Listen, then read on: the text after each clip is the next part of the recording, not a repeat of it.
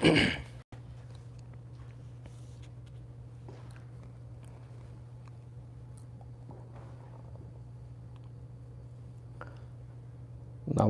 tassa bhagavato arahato samma sambuddhassa.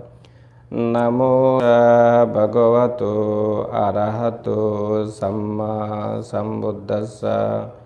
Namo tassa bhagavato arahato samma sambuddhassa. Pay homage to the Blessed One. Dear friends, today, May 3rd, 2023, so I would like to deliver Dhamma talk, two suttas.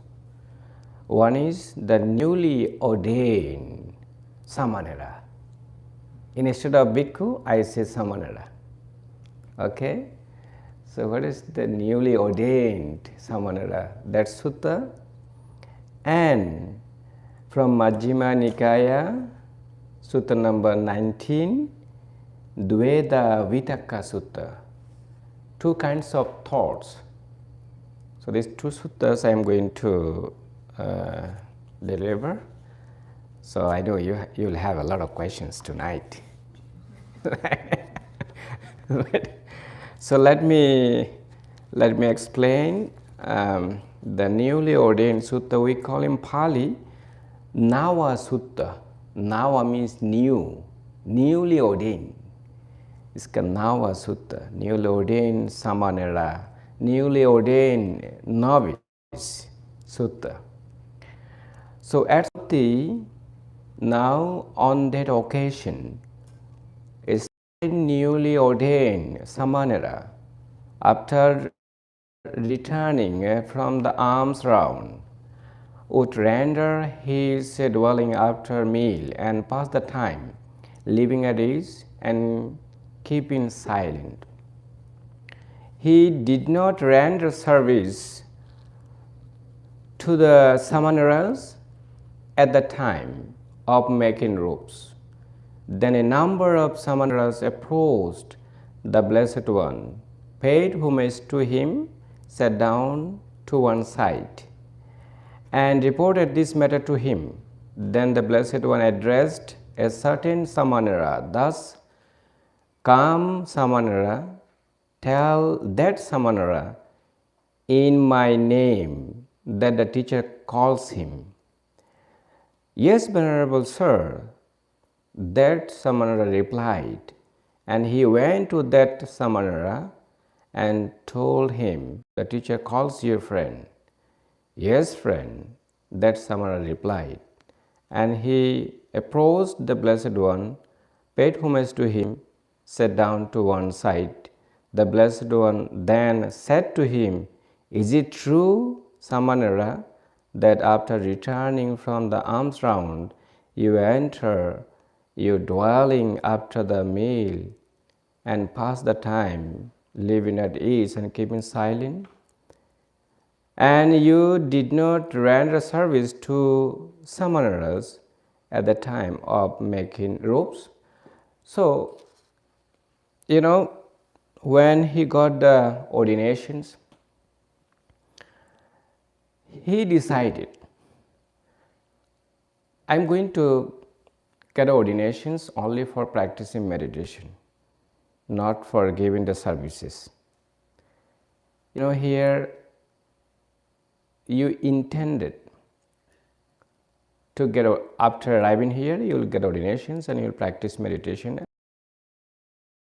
do some walking meditation, clean up the dining hall, meditation hall, and other stuffs.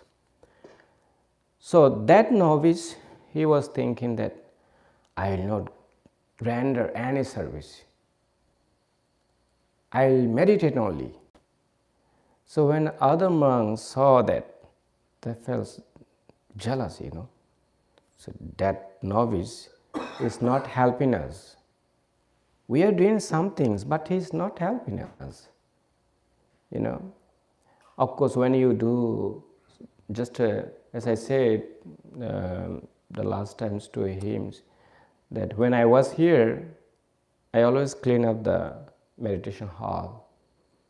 So that time I felt that this is the great merit that I am doing. How? Because this beautiful meditation center, a lot of people are coming here, practice meditation, develop their mind, wholesome mind.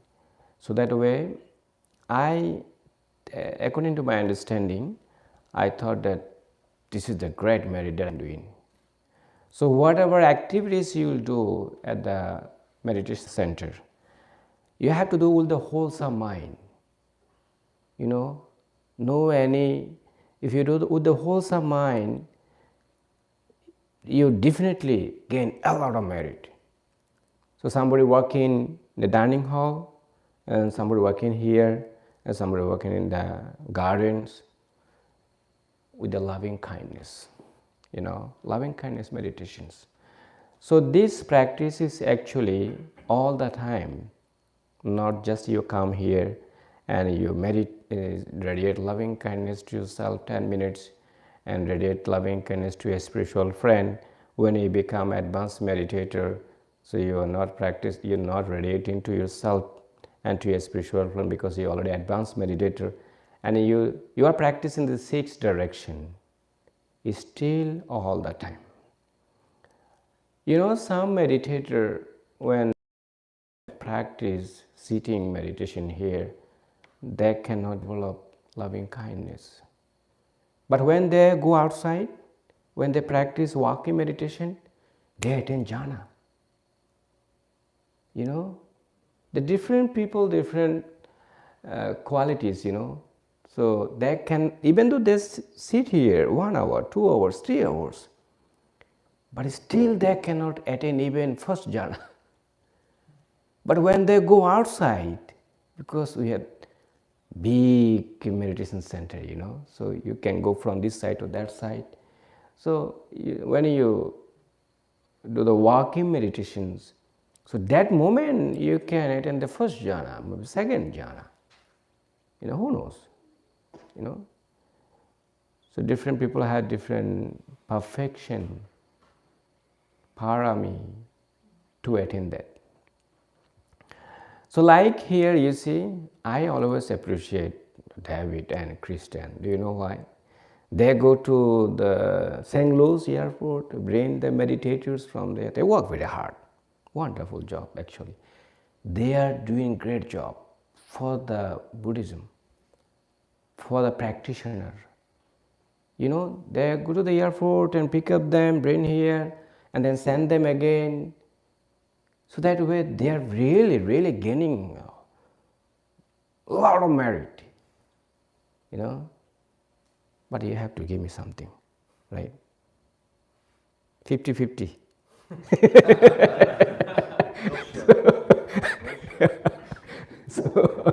But for me, I always give all to everybody because I didn't give anything. Do you know what happened when I was in New York? I think last time I already told you. One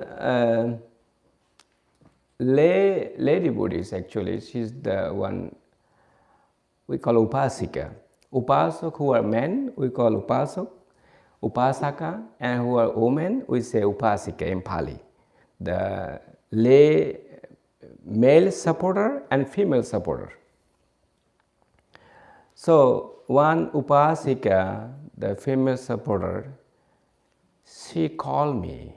He said, Bhante, when we invite you at my home, so we want to gain the merit, actually. So we offer delicious food to you, and you do some sort of chanting for us. So we gain a lot of merit.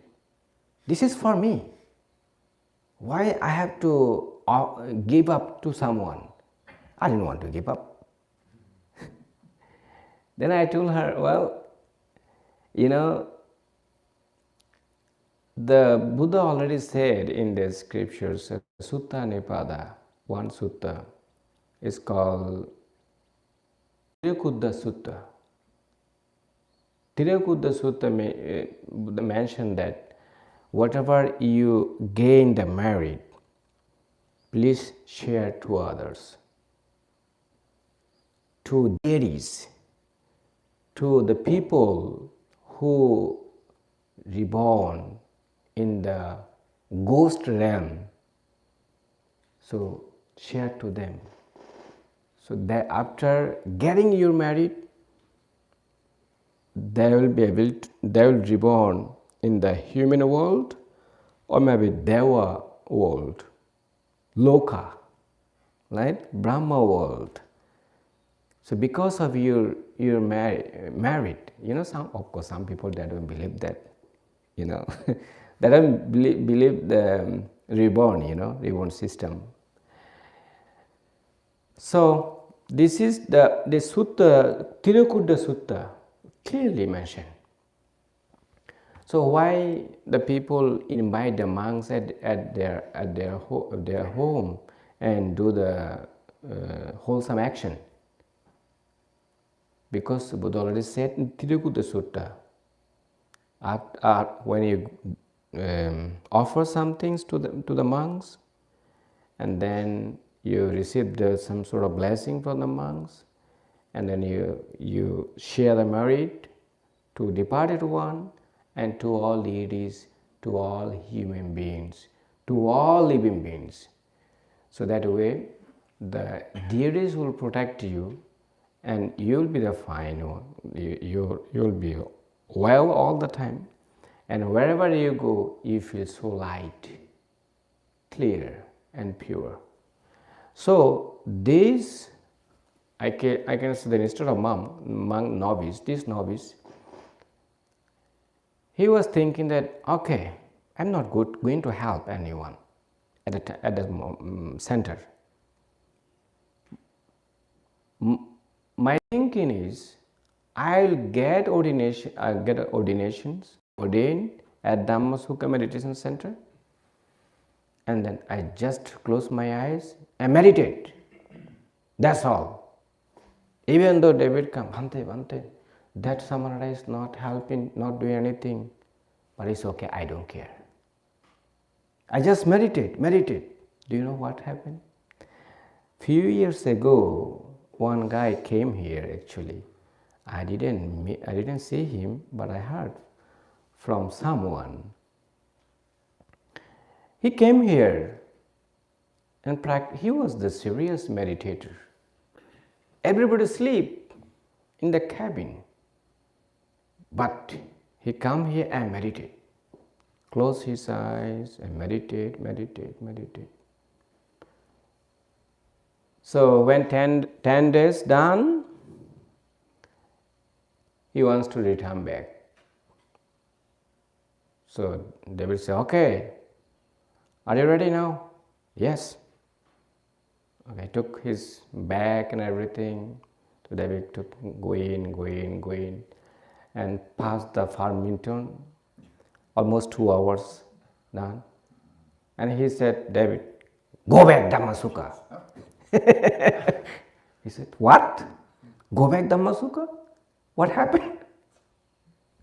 I ate an arahant. He said, really? Are you sure? He said, go back Dhamma Sukha. He said, okay, no problem, fine. You see, 2 hours drive already from here to the St. Louis, but 1 hour already finished. And then he said, go back Dhamma Sukha. And he again returned back, brought him here. And of course, then he was a little bit restless. And then he went to Bhante, you know what happened? The guy, one guy, he said that he had an arahantship. Now what should I do? Okay, call everyone. So everyone came here. And there is one sutta from the Majjhima Nikaya, sutta number 112.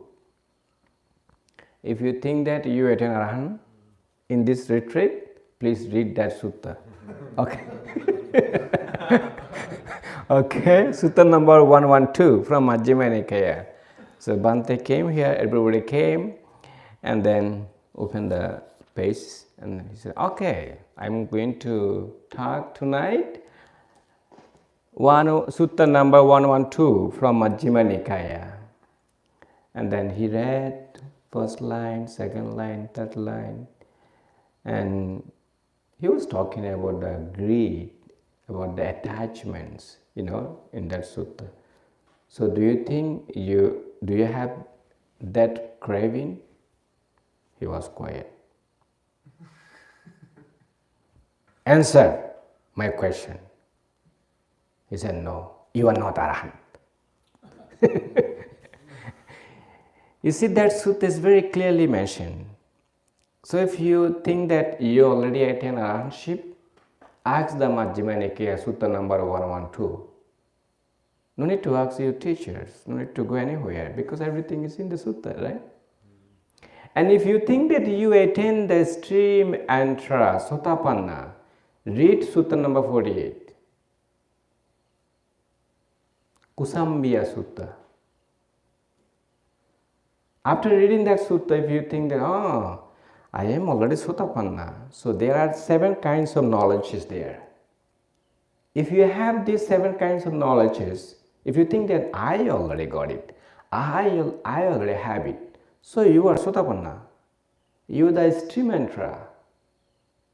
So no need to send an email to me, no need to send to Nelson, It's because everything is there in the sutta. But if you ask me, Bhante, is there any sutta to know if I attain the Sakadagami? I don't know. so if you said, if I attain Anagami, is there any sutta? You can ask the Majjhima Nikaya, not me. Okay? So this novice, when the Buddha called him, okay, whatever those monks are saying, do you really, are you really keep silent? Why don't you help them? Why you just quiet and go one place and then quiet? And then he said, I am doing my own duty, Venerable Sir.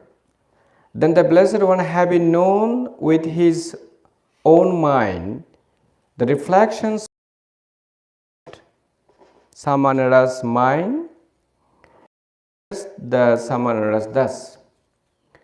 Samaneras do not find the fault with these Samaneras. This Samaneras is one who gains at will without trouble or difficulty. The 4 jhanas, that means beautiful jhana. So when you attain the 4 jhana, that means the beautiful abiding, right? So when you attain the 4 jhana, how will you understand? I explained the jhanas, right? All the jhanas. Can anybody answer? No, when you attain the 4th jhana, how will you understand? This is my questions. Yes. And then what is your feeling that time? Exactly. So your feeling will go from the center of your chest to go top of your head. Then, so that times don't push down. Okay, just let it be there.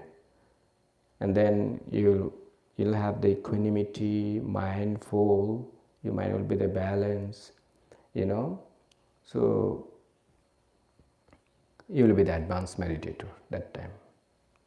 Beautiful abiding when you are in the 4th jhana. So that times the teacher will change your meditation.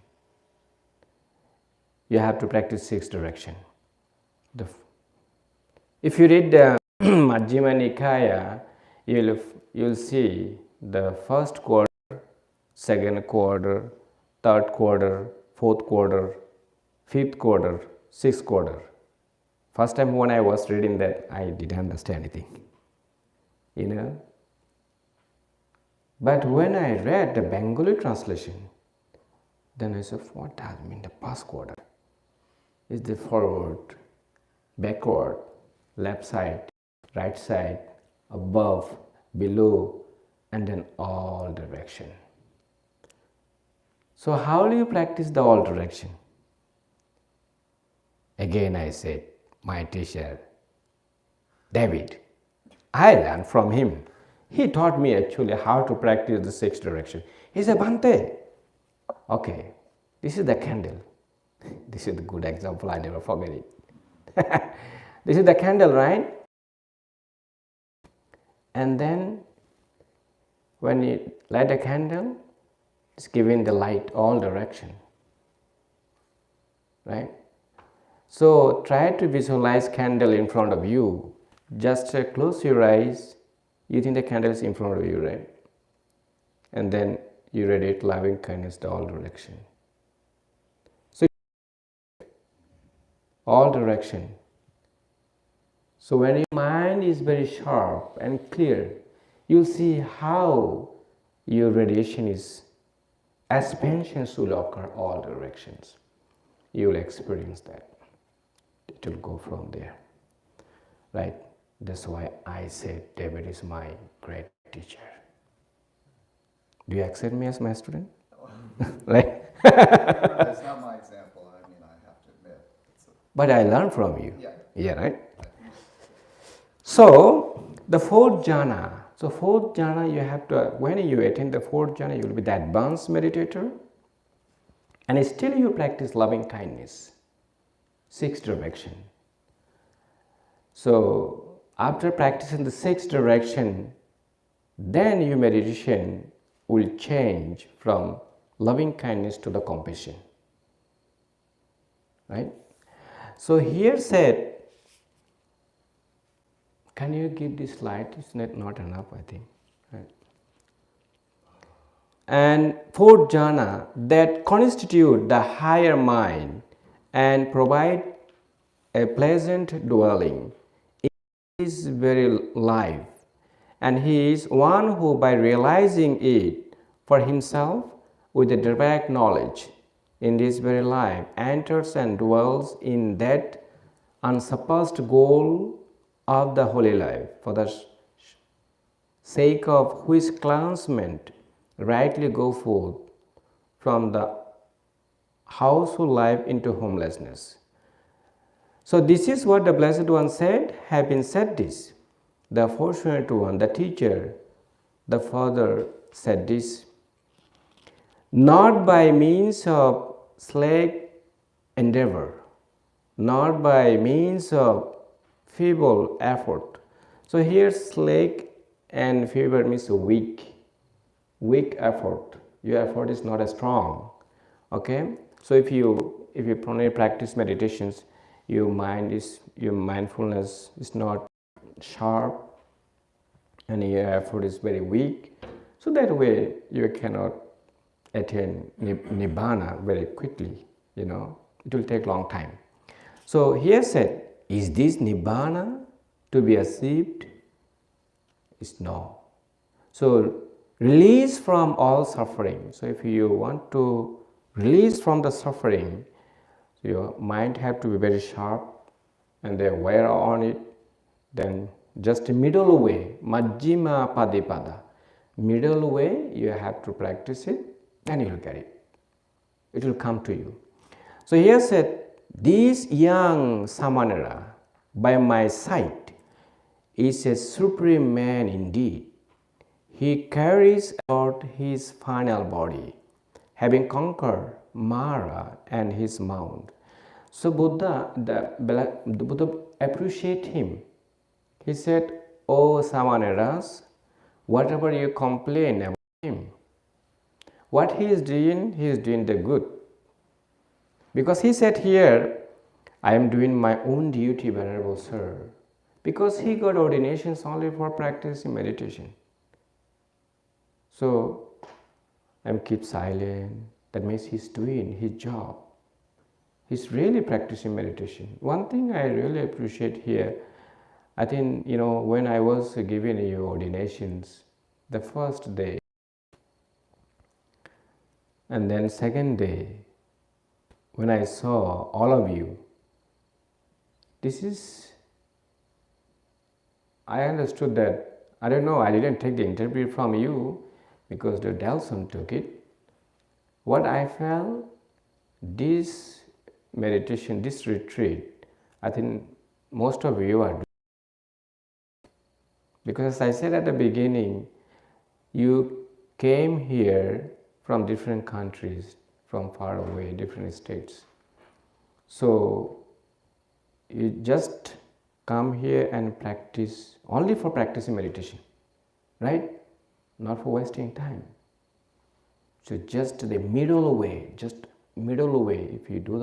if you practice it, you really get it. So what I felt, I think most of you are developing very well meditation. I don't know, maybe Delson know, right? So because Delson is asking the questions almost every day. So when you go back at home, please try to practice at least 1 hour. Just wake up early morning and practice 1 hour. If you do keep practicing, so you'll be success. And if you want to listen the talk, you listen from the YouTube. So all talk, the Dhamma Sukha, the YouTube already there. So one day, one Dhamma talk, you can listen from there, and you can practice at home, you know. So you got already something from here. As I said at the beginning, you came here empty hand, nothing, right? But when you go back, oh, you have something, right? I got something from here. And go back, practice continuously at home. So that novice, he said, he decided, I'm going to get ordinations only for practicing meditation. So he was very quiet and doing his job. And that monk don't do like that guy who said, go back Dhamma Sukha. Don't practice that way, okay? Because doubt arose in his mind. He didn't know that he had a ranship. He understood maybe his mind little bit developed. He attended first jhana, second jhana, third jhana, maybe the base of nothingness, and he couldn't see anything. I ate in a ranship. So here one thing I want to say, when you attain the first jhana, second jhana, third jhana, fourth jhana, the base of infinite space, compassion, the base of infinite consciousness, joy, the base of nothingness, equanimity, upekkha. So, you know, from those jhanas you may drop, you may fall down. How? When any hindrances arise in your mind, you are no more jhana. So what do you have to do? Again, you have to use the 6 hours there, and you'll see, you'll be, you let in again. This is like that. Jhana is like that. You see, you attain, and then when the hindrances rise, you drop from there. And again, you have to continue practicing. You know, and when you practice, again you are in the jhana. The jhana practice are like that.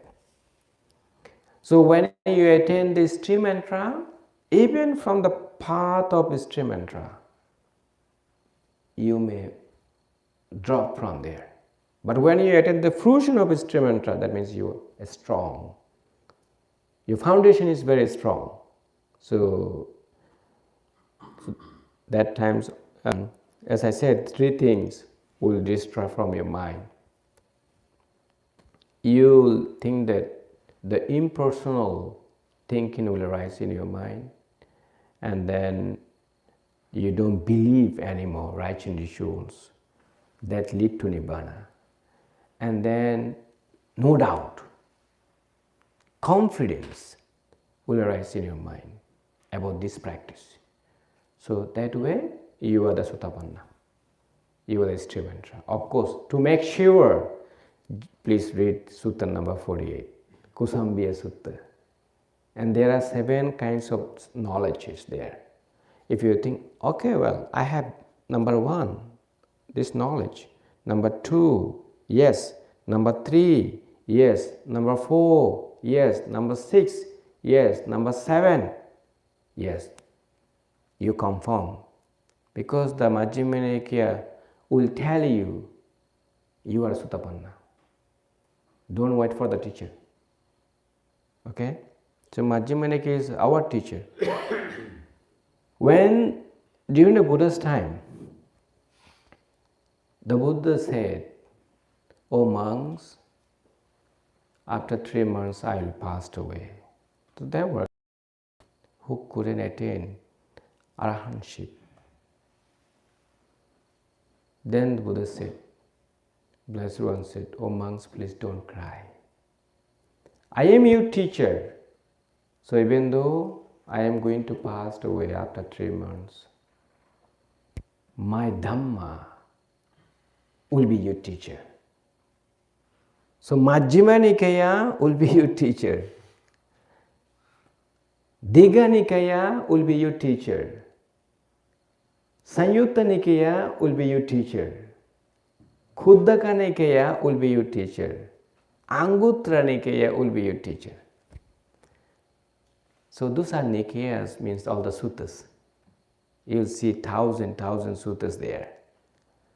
We call Dhamma. So Dhamma will be your teachers. Why did he say that? He said, if you just read the sutta, understand and practice what I said in the sutta, try to see yourself, try to see the truth, so that way you attain arahantship. Definitely. So Dhamma, my Dhamma will guide you to attain the Nibbana. So please don't cry. Why are you crying? My Dhamma will be your teacher. Because if you have any question, please ask me. Everybody was crying. No question. Instead of crying, ask the questions if you have any doubt. No question. Because they understood. You know? So, the Buddha said, one who see my Dhamma, he will see the Buddha. One who will not see my Dhamma, he will not see the Buddha. How wonderful advice. So how will you see that? Read the sutta, practice yourself. That means when you can see that your meditation is really developing and you are getting the first jhana, second jhana, third jhana, fourth jhana, the base of infinite space, the base of infinite consciousness, the base of nothingness, the base of neither perception nor non-perception, Sotapanna, Sakadagami, Anagami and Arahant, you will be able to see the Buddha.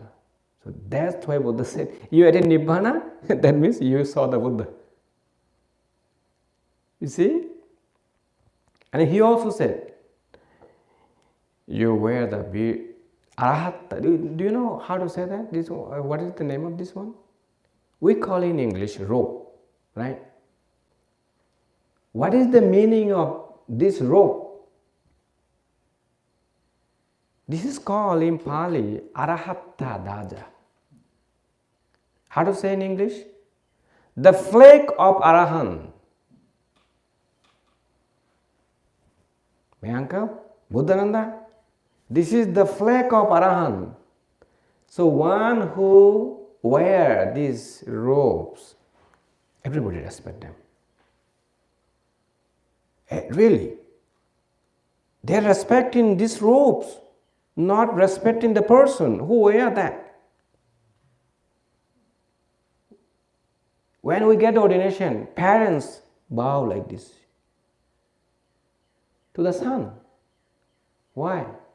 Because they are respecting to Arahata Daja. This is called in Pali, don't forget. This is called Arahata Daja, that means the flag of Arahant. This is the flag of Arahant. Why? in the Vinaya said like that, because when you wear these robes, by practicing meditation, you can attain Nibbana. That means Arahant. You see how powerful? That's why the Vinaya said in the sutta, O bhikkhus, O bhikkhus, O bhikkhus, the Buddha gave the Dhamma talk almost every day to the monks. That's why I was thinking that, especially after coming here, so I experienced one thing. When I came here actually 2 times for practicing meditation, one for 4 months, another one for 10 days retreat. So here only 2 people, 3 people, 1 guy, and Bhante was giving Dhamma talk to them. What is going on here? And I was thinking, when we watch on the YouTube, I was thinking, oh, maybe many people, but actually not. Only one guy, 2 guys. Then I learned, wow, when I read the suttas, Bhante is right. Because Buddha gave Dhamma talk only to one person, one sutta. To another person, another sutta. To 2 monks, another sutta. Wow. See, Buddha also did. And Bhante, we also did. So I copy from here to New York. And I started doing that. So that way, I am success. So you also same things, You can practice yourself when you develop it. So you also can do exactly what the Buddha did here, right? So practice is the most important. So that's why here he said the young samanera, young monk, man indeed. He's really a good guy. Got ordination only for practicing meditation, not for doing other things. I didn't want to waste my time. There are many monks actually after getting ordinations, they are too busy about rite rituals, ceremony, chanting, doing social activities. No time for practice meditation. No time. Try to associate the people, okay, please come in the monastery, and then do some sort of blessing, chanting, ceremony. This is the rites and rituals, But when you read the sutta here, most of the sutta you find, Buddha said, O monks, meditate. Otherwise, you'll regret one day. So that's why I choose Sutta number 19. What you will see what the Buddha said here. This sutta actually almost done. So in the Sutta number 19, Buddha said, end of the sutta, O monks, please meditate. Otherwise, you'll regret later on. So you become monk, you're giving services to the people, doing some sort of chanting, blessing, and you work very hard for the society, for the people, but you don't have time for practice. So Buddha, of course, he also said that, okay, stay temple, meditate. During the Buddha's time, monks never established a monastery. The Anathapindika, he was a great donor. He built the temple and then donated to the Sangha. You see? But nowadays, many actually, you see, they will have many temples, and they have many temples, and they feel, I have many disciples right now. Proudness arose in their mind. Show up. This is not the good things according to what the Buddha advises. So here in this wonderful center, we got ordination, and then we are really practicing what the Buddha said here in the sutta. So here one thing said, arms round, you see, in the sutta mentioned, right? Do we practice that? We are doing every day. Because he said it at the beginning. On one occasion, a certain newly ordained Samanera, after returning from the alms round, so we as a monk, we as a Samanera, we must go for alms round. So this center have wonderful environment. We create. We are Kalayana Metta. So what does it mean, Kalayana Metta? We are friend each other. We love each other. This is loving kindness, right? Do you look others like this? No. This is hatred. You are developing hatred. We smile when you see each other. This is loving kindness. This is power of loving kindness. When I see my uncle Buddhananda, hello, how are you? This is, you see, the smiling make others smile, laugh. Happiness arose in our mind. So you are happy yourself, and then you make others happy. This is loving kindness. So after going from here, when you see anyone, hello, good morning, good evening, good afternoon, you have to say first. If you don't say it, you are not practicing loving kindness. Okay? So do that way. So you see, this is the sutta, the newly ordained Samanera, newly ordained monk.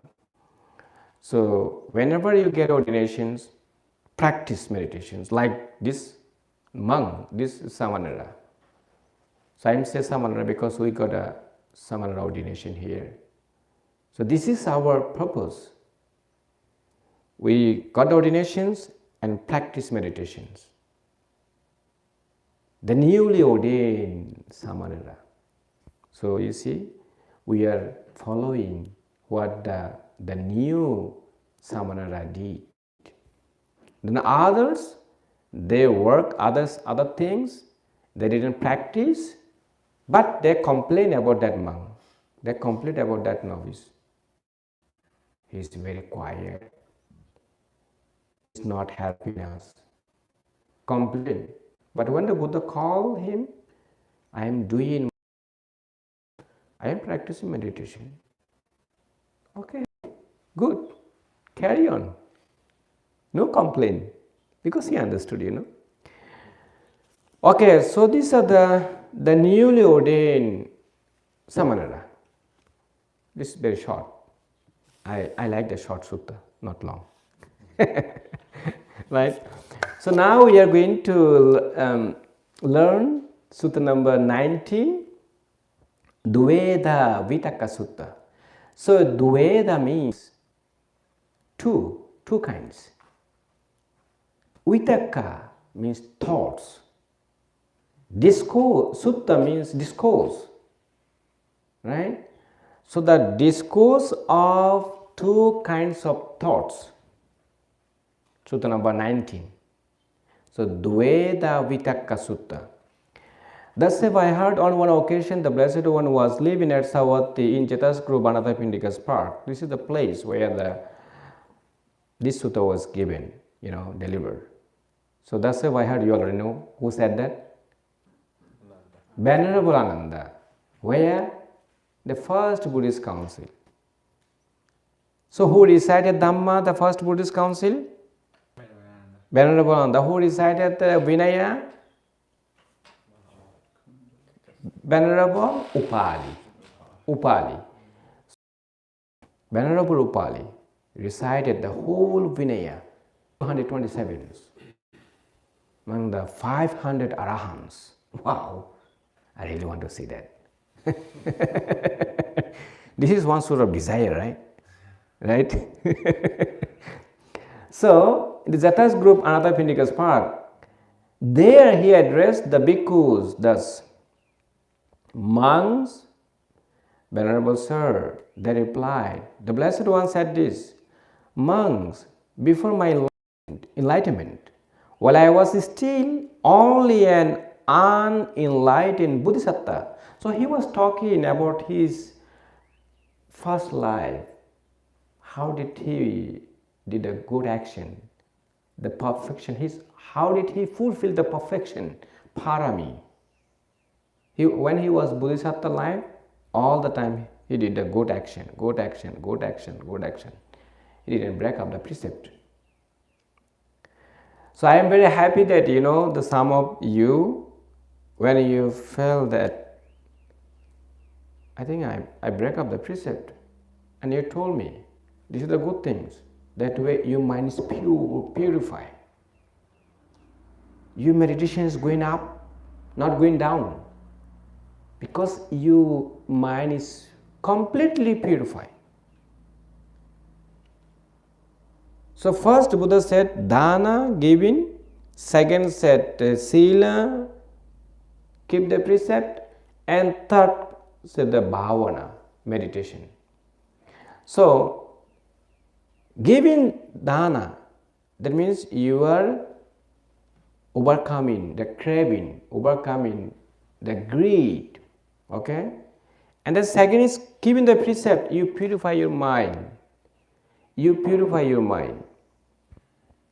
If you don't purify your mind, and your mind will be distracted all the time distracted. And you will be so tired. I cannot meditate, I cannot focus the object of meditation. My mind disturbs me a lot. This meditation is not for me. Do you know what? In Thailand, some people think that meditation is for monks, not for us. Our duty, giving generosity. When I was there in Thailand, I woke up 4 o'clock and then I went for alms round, take the alms bowl.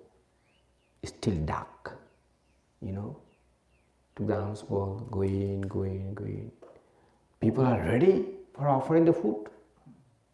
Yeah, even though dark, people are ready there on the street. See, when they are going alone, not like here we go very nicely, beautiful, not like that. Alone, so go in there and people.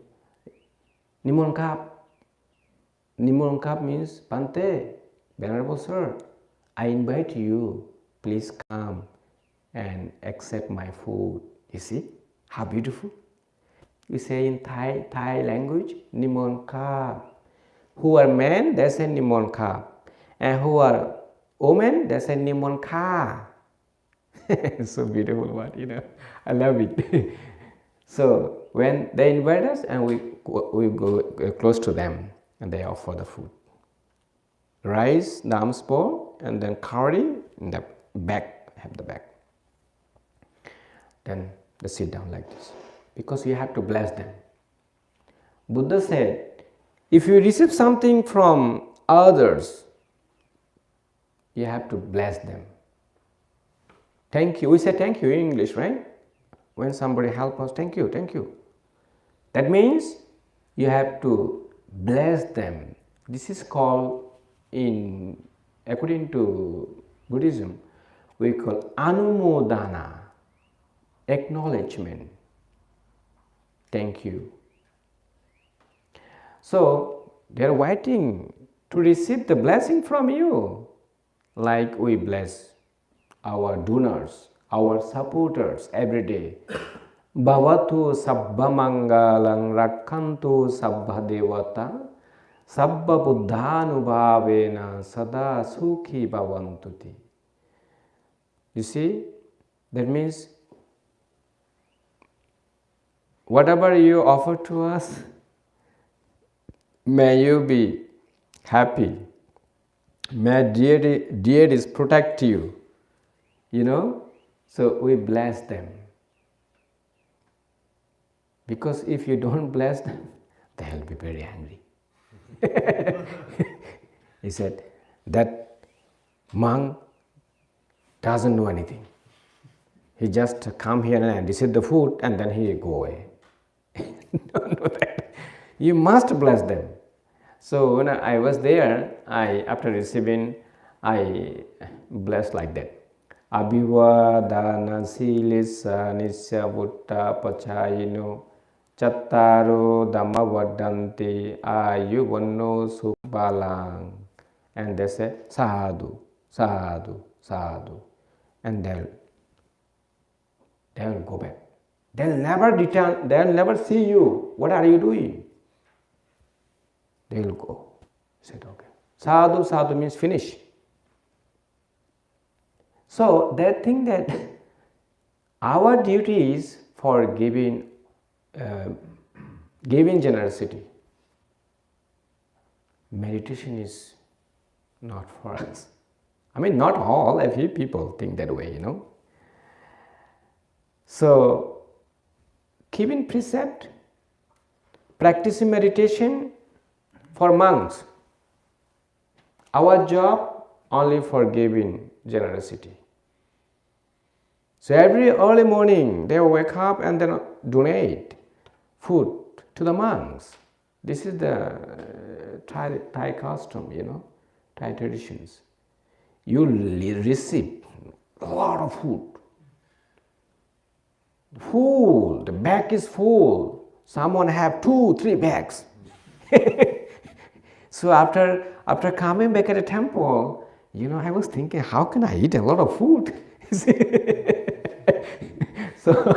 So I give to someone, okay, take it. I just keep a little bit, for me. I just give up. Because I cannot eat all food, So this is the good things. So here, I was still only an unenlightenment bodhisattva. It occurred to me, he's talking about himself. Suppose that I divide my thoughts into 2 classes. One is the wholesome, another is the unwholesome. So he said, then I set on one side thoughts of sensual desire, thoughts of ill will, and thoughts of cruelty. So this is wholesome or unwholesome? Unwholesome, right? And I set on the other side thoughts of renunciation, thoughts of non-ill will, and thoughts of non-cruelty. Wholesome or unwholesome? Wholesome. So he divided. It's very clear, you see. As I abided thus diligent, ordinary result, a thought of sensual desire arose in me. I understood thus, these thoughts of sensual desire has arisen in me. So he understood.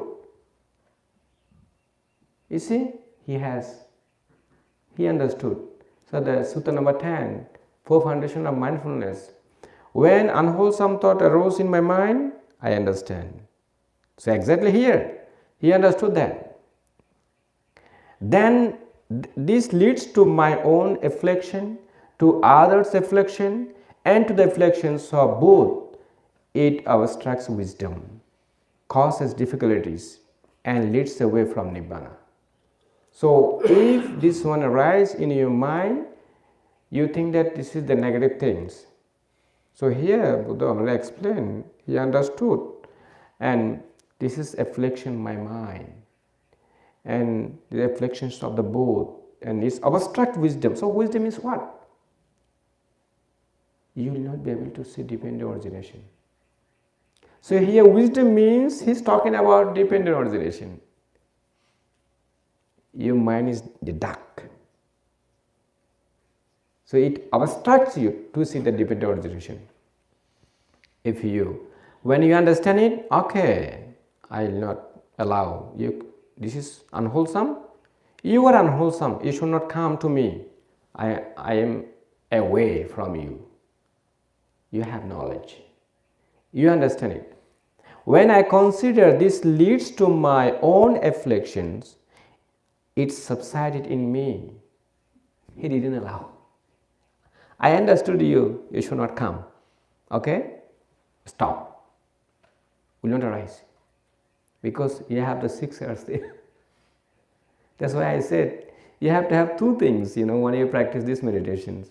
5 hindrances, 1 friend, second friend, 6 R's. So memorize it. When you memorize it, okay, 5 hindrances here, 6 R's here. 5 hindrances arise, I apply 6 R's there. So my mind will be subside. Very clear. And then he said, when I consider this leads to others' afflictions, it subsided in me. When I consider this leads to the affliction of both, it subsided in me. When I consider this abstracts wisdom, causes difficulties, and leads away from Nibbana, it subsided in me. Very good. He understood everything. And then when a thought of sensual desire arose in me, I let it go. How? 6 R's. Right? Remove it, did away with it. So now he's going to say,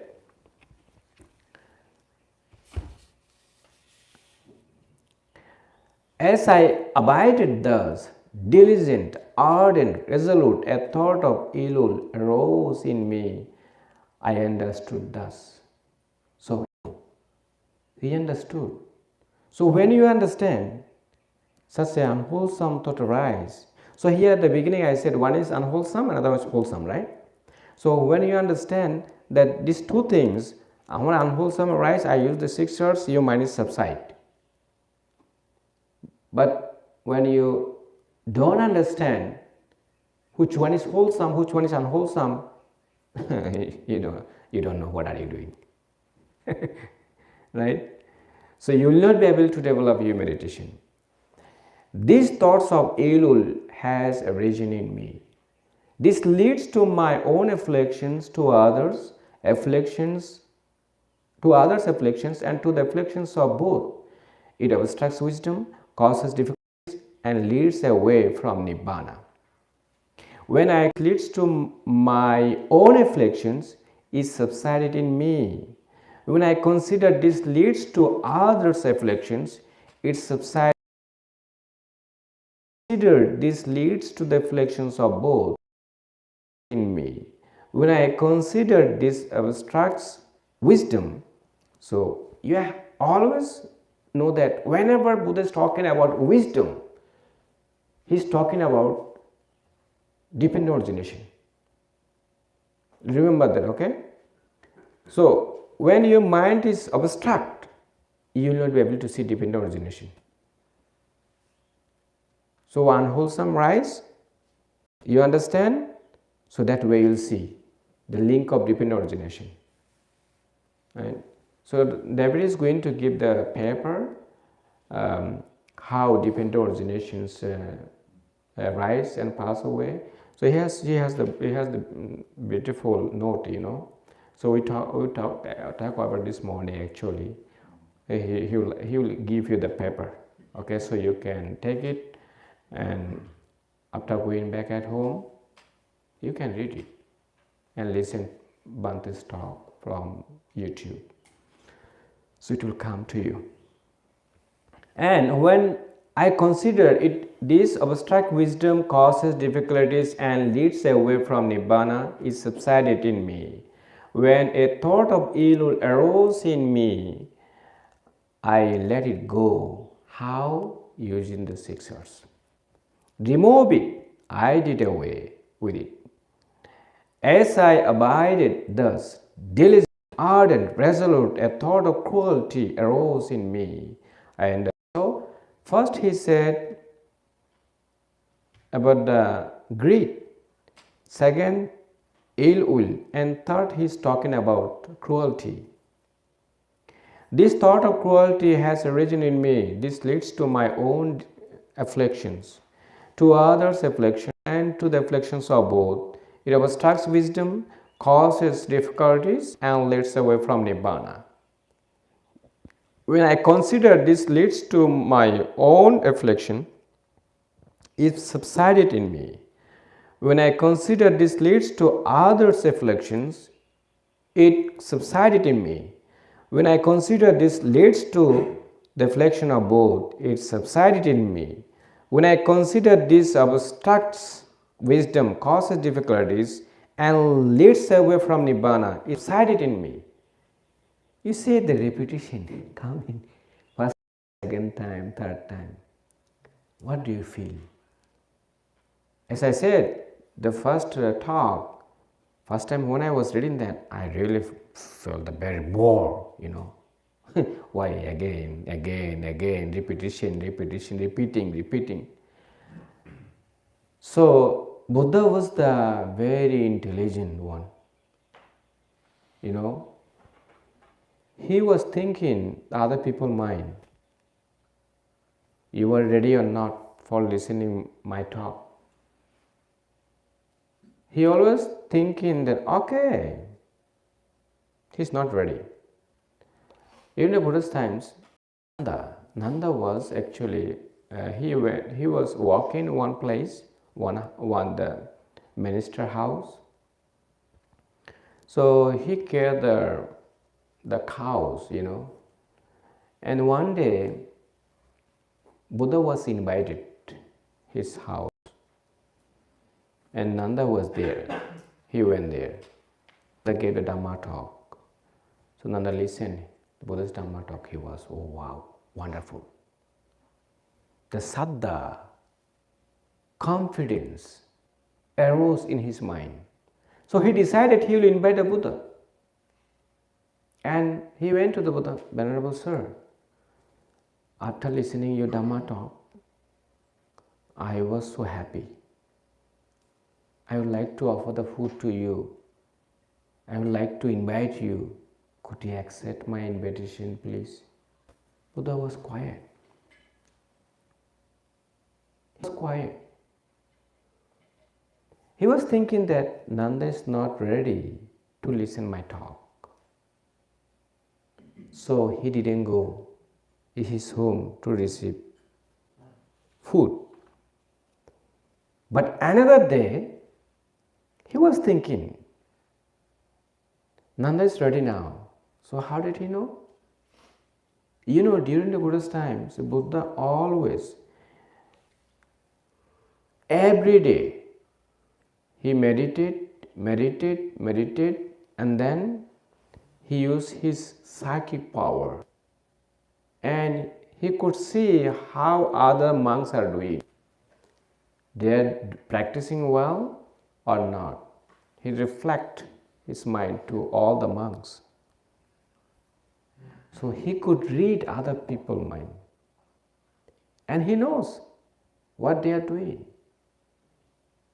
So he used his psychic power and he read Nanda's mind. Nanda is not ready yet. So he didn't go. But another day, and he went for his home with his disciples. And Ananda also went there.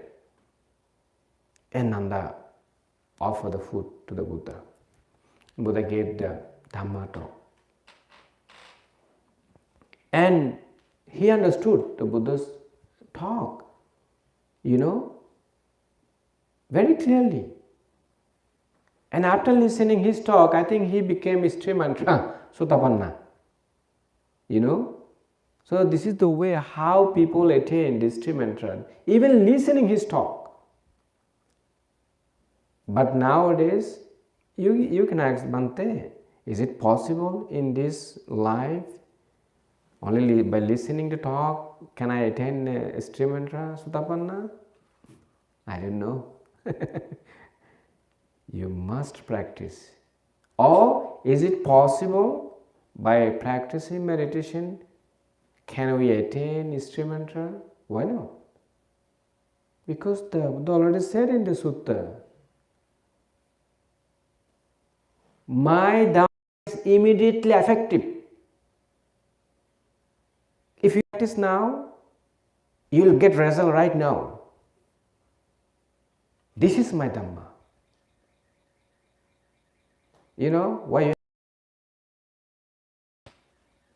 For the next Buddha, when no need to why. He said, after me, Dhamma will be you teachers. So Dhamma is guiding us. We read the Dhamma and we practice it Dhamma, then we'll get it. 1, 2, 3, you will get it. You see, people come in here, they are attending within 3-4 days in jhanas and becoming advanced meditator, becoming Sotapanna, Sakadagami. You see? How? And we are showing the suttas already. Majjhima Nikaya is telling us, right? This is very clear. I always say to the meditators, don't believe me what I am saying. Read the sutta and then try to understand. If you have any questions, just ask me. You know, I am not a super teacher. Not the good enough teacher, you know. So I just guide you, just show you the right path of the Buddha. That's all. We got 3. How cruelty arose in his mind, he understood it and he subsided. Right? And now he is going to talk about monks. Whatever a person frequently thinks and ponders upon, that will become inclinations of their mind. If a person frequently thinks and ponders upon thought of sensual desire, they have abandoned the thought of renunciations to cultivate the thought of sensual desire. So whenever, as I said, one is the unwholesome, the other is the wholesome. So when unwholesome thought arises in your mind, you develop the wholesome. So that way unwholesome cannot arise. So that's why he said here, they have abandoned the thought of renunciations to cultivate the thought of sensual desire. And then that person's mind inclines to the thought of sensual desire. So when the unwholesome thought arises, you are not aware on it, so that way you are developing the unwholesome. When unwholesome thought arises, you think wholesome and develop the wholesome. That way unwholesome thought cannot arise. This is the way how you abandon unwholesome. So that time you have to be mindful. You have to know, because I have the key already, right? 6 hours there. I have to use again and again. Somebody can ask, Bhante, how long should I use the 6 hours? Until you attain Nibbana, Arahantship, the highest peace. When you attain Arahantship, 6 hours gone. No need to use anymore.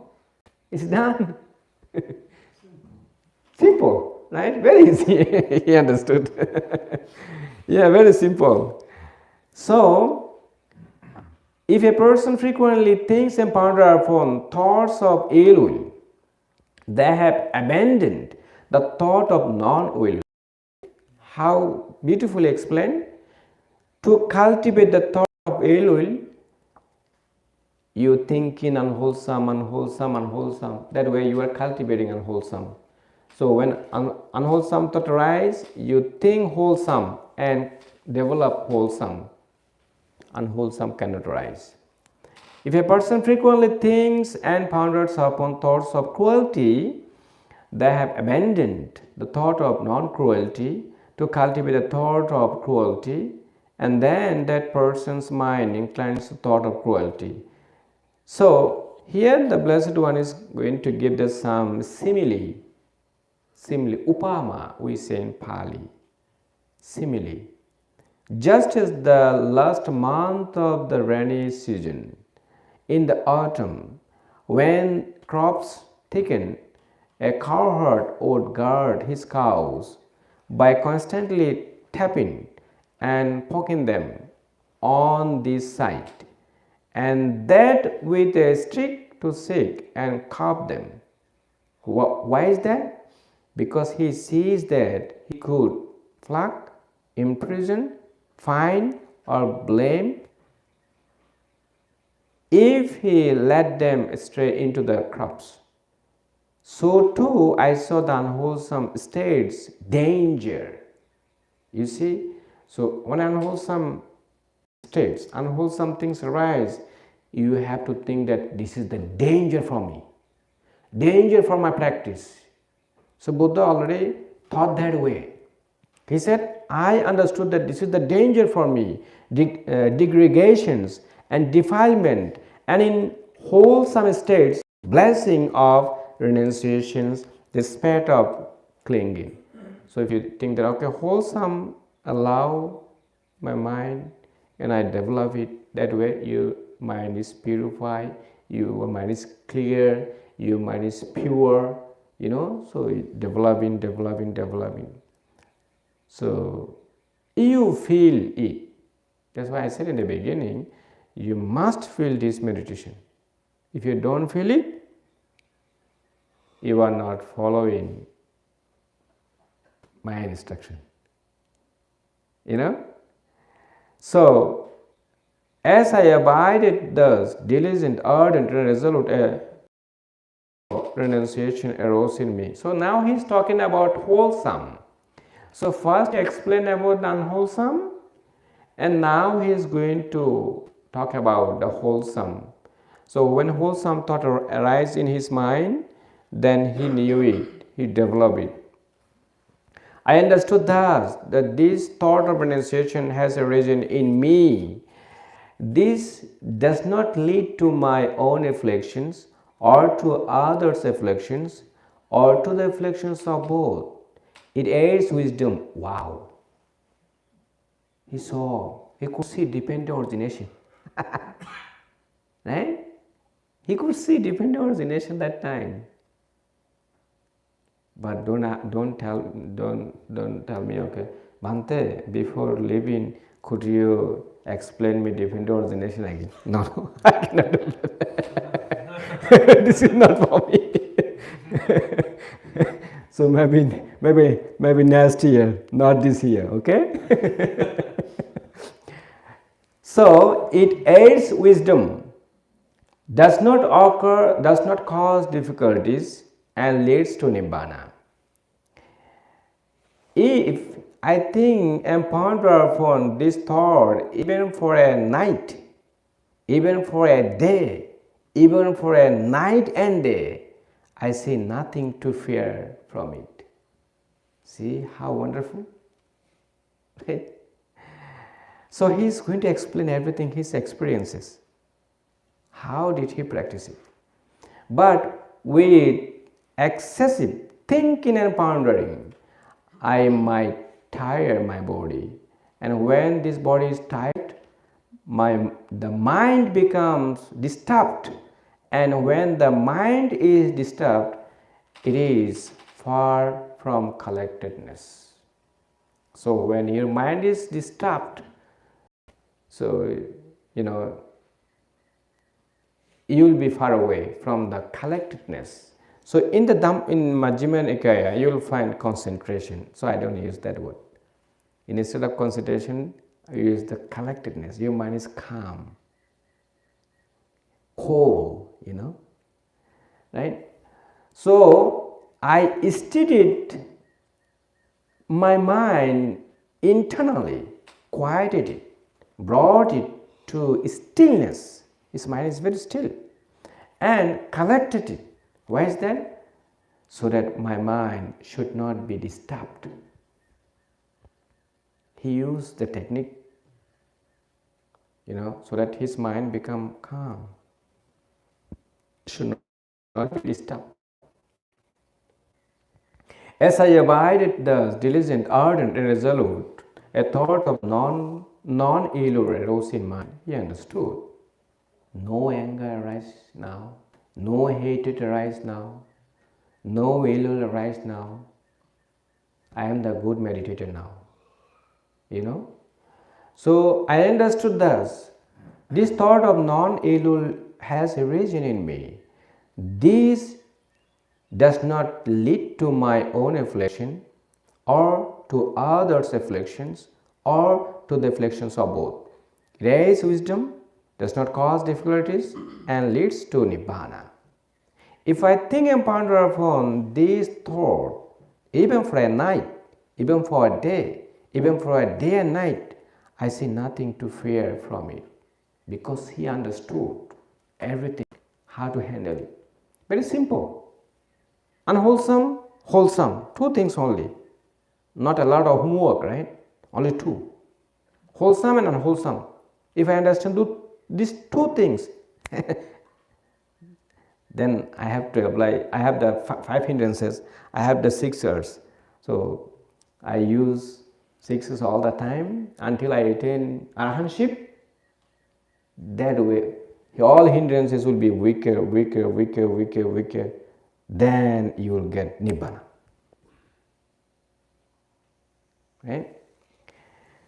So, this does not lead to my own afflictions or to others' afflictions or to the afflictions of both. It is wisdom does not cause difficulties and leads to Nibbana. If I think and ponder upon this thought, even for a day, even for a day and night, I see nothing to fear from it. But with excessive thinking and pondering, I might tire my body. And when the body is tired, the mind becomes disturbed. And when the mind is disturbed, it is far from collectedness. Of course, when your mind is disturbed, so you will not be able to practice meditation very well. Your mind will not be calm, will not be cold, So I steadied my mind internally, quieted it, brought it to stillness and collected it. Why is that? So that my mind should not be disturbed. So, section number 10. As I abided thus, diligent, ardent, and resolute, a thought of non-cruelty arose in me. Last one. The wholesome and the last one. I understood thus. This thought of non-cruelty arisen in me. This does not lead to my own afflictions or to the its wisdom. He could see dependent originations, does not cause difficulties and leads to Nibbana. If I think and ponder upon this thought, even for a night, even for a day, even for a night and day, I see nothing to fear from it. But with excessive thinking and pondering, I might tire my body. And when this body is tired, the mind becomes disturbed. And when the mind is disturbed, it is far from. So I steadied my mind internally, quiet it, brought it to stillness and collectedness. Why is that? So that my mind should not be disturbed. So these are the wholesome and unwholesome. So we got now, and how to apply it.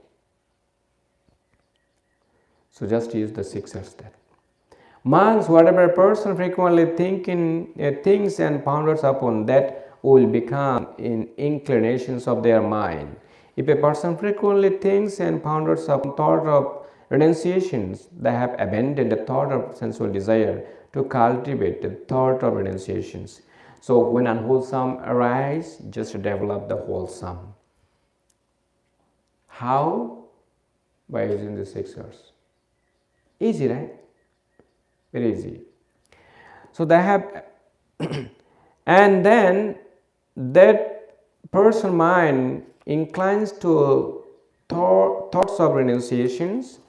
If a person frequently thinks, ponders upon thoughts of non-elul, they has abandoned the thought of elul to cultivate the thought of non-elul.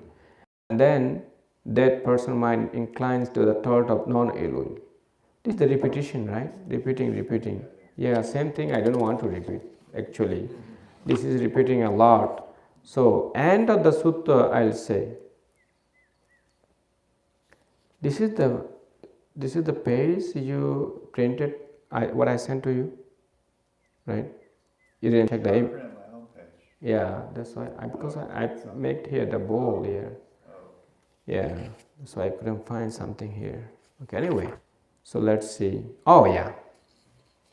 Okay, here I got it. So the Buddha is now going to explain about the jhanas.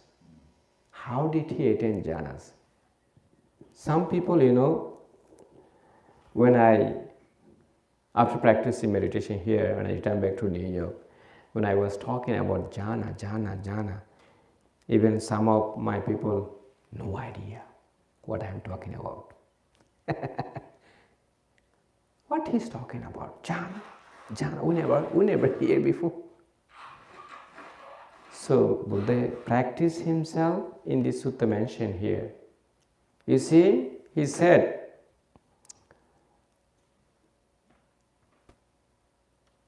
just as in the last month of the hot season, this is the simile he is going to give, when all the crops have been brought inside the village, a cowherd should guard his cows while staying at the root of a tree or out in the open, since he needs only to be mindful that the cows are there. So too, need for me only to be mindful that those states were there.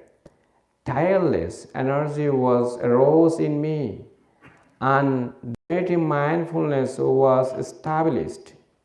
My body was tranquil and untroubled. My mind collected and unified. Ekagara. His mind was unified. And he said, now he's going to talk about his experiences, first jhana, second jhana, third jhana. He said, quite secluded from sensual pleasures, secluded from unwholesome states, I entered upon and abided in the first jhana, which is accompanied by thinking and examining thought with joy, happiness, born of seclusions. So, 5 hindrances not there.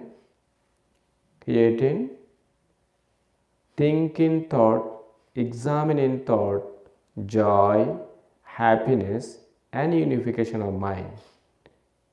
So he attained first jhana. So he said, secluded, his mind was secluded, quite secluded from unwholesome states. That means no hindrances. Okay? Then also secluded from unwholesome state, that means the no 5 hindrances there, absent. So now he is going to explain the second jhana. With the stilling of thinking and examining thought, I entered upon and abided in the second jhana, which has self-confidence, stillness of mind, without thinking, examining thought, with joy and happiness born of collectedness. So when he attains second jhana, no hindrances, of course, thinking thought, examining thought, stop rising. Only joy, happiness and unification of mind arise in his mind, and in his mind self-confidence arose. This meditation is really work. This is something really work. I understand. So Buddha understood himself. So this is the second jhana. Okay? And then third jhana. With the fading away of joy, I abided in equanimity and mindful and fully aware, still feeling happiness with the body. I entered upon and abided in the third jhana, on account of which in noble ones announce he has a pleasant abiding, who has equanimity and is mindful. When you attain the third jhana, no joy. Joy stops rising. Only happiness and unification of mind. Okay, no hindrances there. You attain third jhana. with the abandoning of pleasure and pain, with the previous disappearance of joy and grief, I entered upon and abided in the fourth jhana,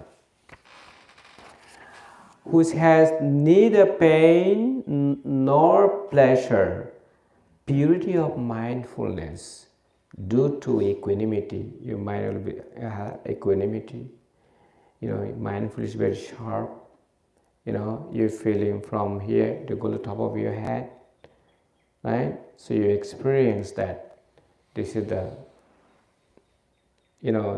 fourth jhana, right? You see, Buddha practiced himself. He did himself. So we are exactly doing what he did, right? When my collected mind was thus purified, bright, unblemished, right of imperfection, malleable, wealthy, steady, and attained to this one is very difficult. Impartability. This word is really difficult. Impartability. So I directed it to knowledge of the recollections of the past life. Wow. Now he's going to talk about his past life. Where was he born? And what was his name? What family? What country? And who was his brother? David was my brother in the first life. So he's going to talk about here everything, because he has super knowledge, super wisdom, So he said, I recollected my manifold past lives. That is 1 birth, 2 births, 3 births, 4 births, 5 births, 10 births, 20 births, 30 births, 40 births, 50 births, 100 births, 1,000 births, 100,000 births, many eons of world contraction, many eons of world expansion, many eons of world contraction and expansion. There I was so named of such a clan with such an appearance. Such was my nutriment, such my experience of pleasure and pain, such my life term. So, passing away from there, I reappeared elsewhere. And there too, I was so named of such a clan with such an appearance, such was my nutriment, such my experience of pleasure and pain, such my life term. Passing away from there, I reappeared here. Thus, with their aspects and particulars, I recollected my manifold past lives. This was the first knowledge attained by me in the first watch, the night. This is the first knowledge he got after practicing. So, if we practicing, okay, we are practicing here, and if you think that I must want to get it, so that way you are increasing your craving. Is gradually, you may get it, it may come, who knows, right? So before practicing, okay, if you think that I want to be Arahant, like that guy, he said, I am Arahant now. So because he didn't have any idea about the Sutta number 112, so if he understood the Sutta 112, he never said that, David, go back, Dhamma Sukha, never said that. So that's why we have to, if you read the sutta, and after reading the sutta, if you have any questions, please don't be hesitant. Ask from me, from David, and from, Belsons and sister also. So send email to us anytime. So Karunananda said that, you will get a lot of questions from me. He already said that. I have your contact. I will send email to you. So I am happy to answer, really, anytime. Whatever you have questions, you can ask me. According to my experience, my knowledge, I try to share to all of you. We are here for helping you. Okay? So this is our job. Buddha said, "Oh monks, please go forth for the happiness of the many, for the benefit of the many. Help them, teach them, liberate them from suffering." This is the monk's job. This is the monk's duty. So don't be hesitant. Please, if you have any questions, you can write to us. So this is the first knowledge he experienced, the Buddha experienced. If you think that, Bhante, I want to be Buddha, don't think that way. Okay? Arahant enough. If you attain Arahant, that's all. Why you want to be Buddha? Some people, they said, I don't want to be Arahant in this very life. I want to be Buddha in the future. This is attachment. You are increasing craving. Right? So don't expect that. Just practice, attain jhanas and attain nibbana. That's all. Right? So, this was the first true knowledge attained by me in the first watch of the night. Ignorance was banished, true knowledge arose. Darkness was banished, and radiance arose, as happens in one who abides diligent, ardent, and resolute. This is the first true knowledge he got it.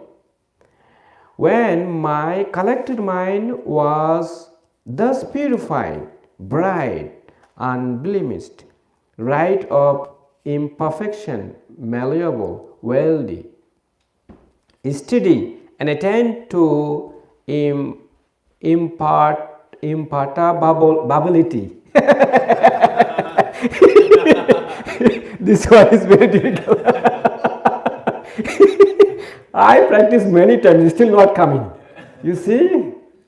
So, as I said, I am not so intelligent, It's because some words really very difficult, right? It's very hard, right? Impartability. I practice many times. So I directed it to knowledge of the passing away and then reappearance of the beings. With the divine eyes, chakku, divine eye means Dibba Chakku, we call him Pali. Dibba Chakku. So he closes eyes and he knows you. He can watch you like television. This is called divine eye. Close eyes and then he can see how my disciples are practicing. Where is the Buddhananda? Where is the Dhammananda? Where is the Subhananda? Where is the Bhavananda? Oh, Buddhananda is practicing meditation in the Dhamma Sukha cave. Really? So, Buddha could see. He could see Moggallana practicing meditation in the Pipili cave. He was sick. Buddha went there because he saw through the divine eye. Mahakassapa practicing another cave, And he used divine eye. He saw, oh, Mahakassapa is now sick. He went there and recited the Bujjanga 7 factor of enlightenment. Bujjanga Sutta. He became cured. You know? So during the Buddha's time, really, the sound sort of the sutta is very powerful. You know? When he recited, Moggallana, I am going to recite the Bujjanga Sutta for you, 7 factor of enlightenments. Listen to me, okay? He said, okay, Bhante, no problem. When he recited Bujjango Sati Sankato, like this. And then he listened very attentively, mindfully. And he became well. You see, the Bujjanga Sutta. So, he got the divine eyes, which is purified and surpasses the human. I saw the human being passing away and reappear, inferior, superior, fair and ugly, fortunate and unfortunate. You see, why we are different here? Some people rich, some people poor, right? Some people beautiful, some people ugly, right? And then some people very happily staying, no disease. Some people have a lot of disease. Why? Different. What is the difference? Karma. If you read the Sula Kamma Vibhanga Sutta from Majjhima Nikaya, you will understand how did the Buddha explain everything very nicely actually. You'll get answer from there.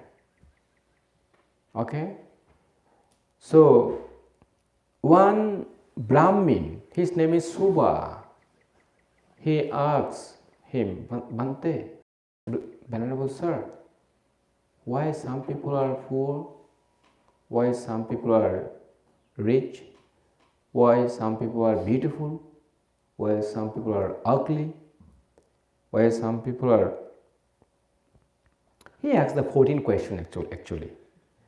In the Sula Kamma Vibhanga Sutta, Buddha explained very nicely. You can check from Majjhima Nikaya, okay? So here, he saw beings passing away, reappearing, inferior, superior, fair, ugly, fortunate and unfortunate. I understood how beings pass on according to their actions. You see, he talked. He understood, he saw using his divine eye, Dibba Chakku, in Pali. He could see that. Wow, like television. If you think that, Bhante, I want to get Dibba Chakku after practicing here, don't think that way. If you think that way, you are increasing craving. It will come to you one day. Just practice according to the sutta what the Buddha said. You'll get it. Moggallana, he got a, supernatural power. He could fly from here to the everywhere. And then Sariputta, he was very intelligent monk. The way Buddha gave the Dhamma talk, he could give very nicely and very well. Only the Sariputta could deliver the Dhamma talk. So even the many disciples of the Buddha, they got a divine eye, Dibba Chakku. They could read other people's mind. So, please, what the Buddha said here, practice it, don't expect, everything will come slowly. If you expect before doing that, you will suffer yourself. Why I don't get it? Why I am not getting it? Who will suffer? You. Who is increasing the craving? You. Don't do that. It will come slowly. That's why my teacher Bhante V kept smiling, you see? Always a smile. He said, do slowly. Everything. If you do too fast, you may fall down. Try to work slowly, slowly, slowly.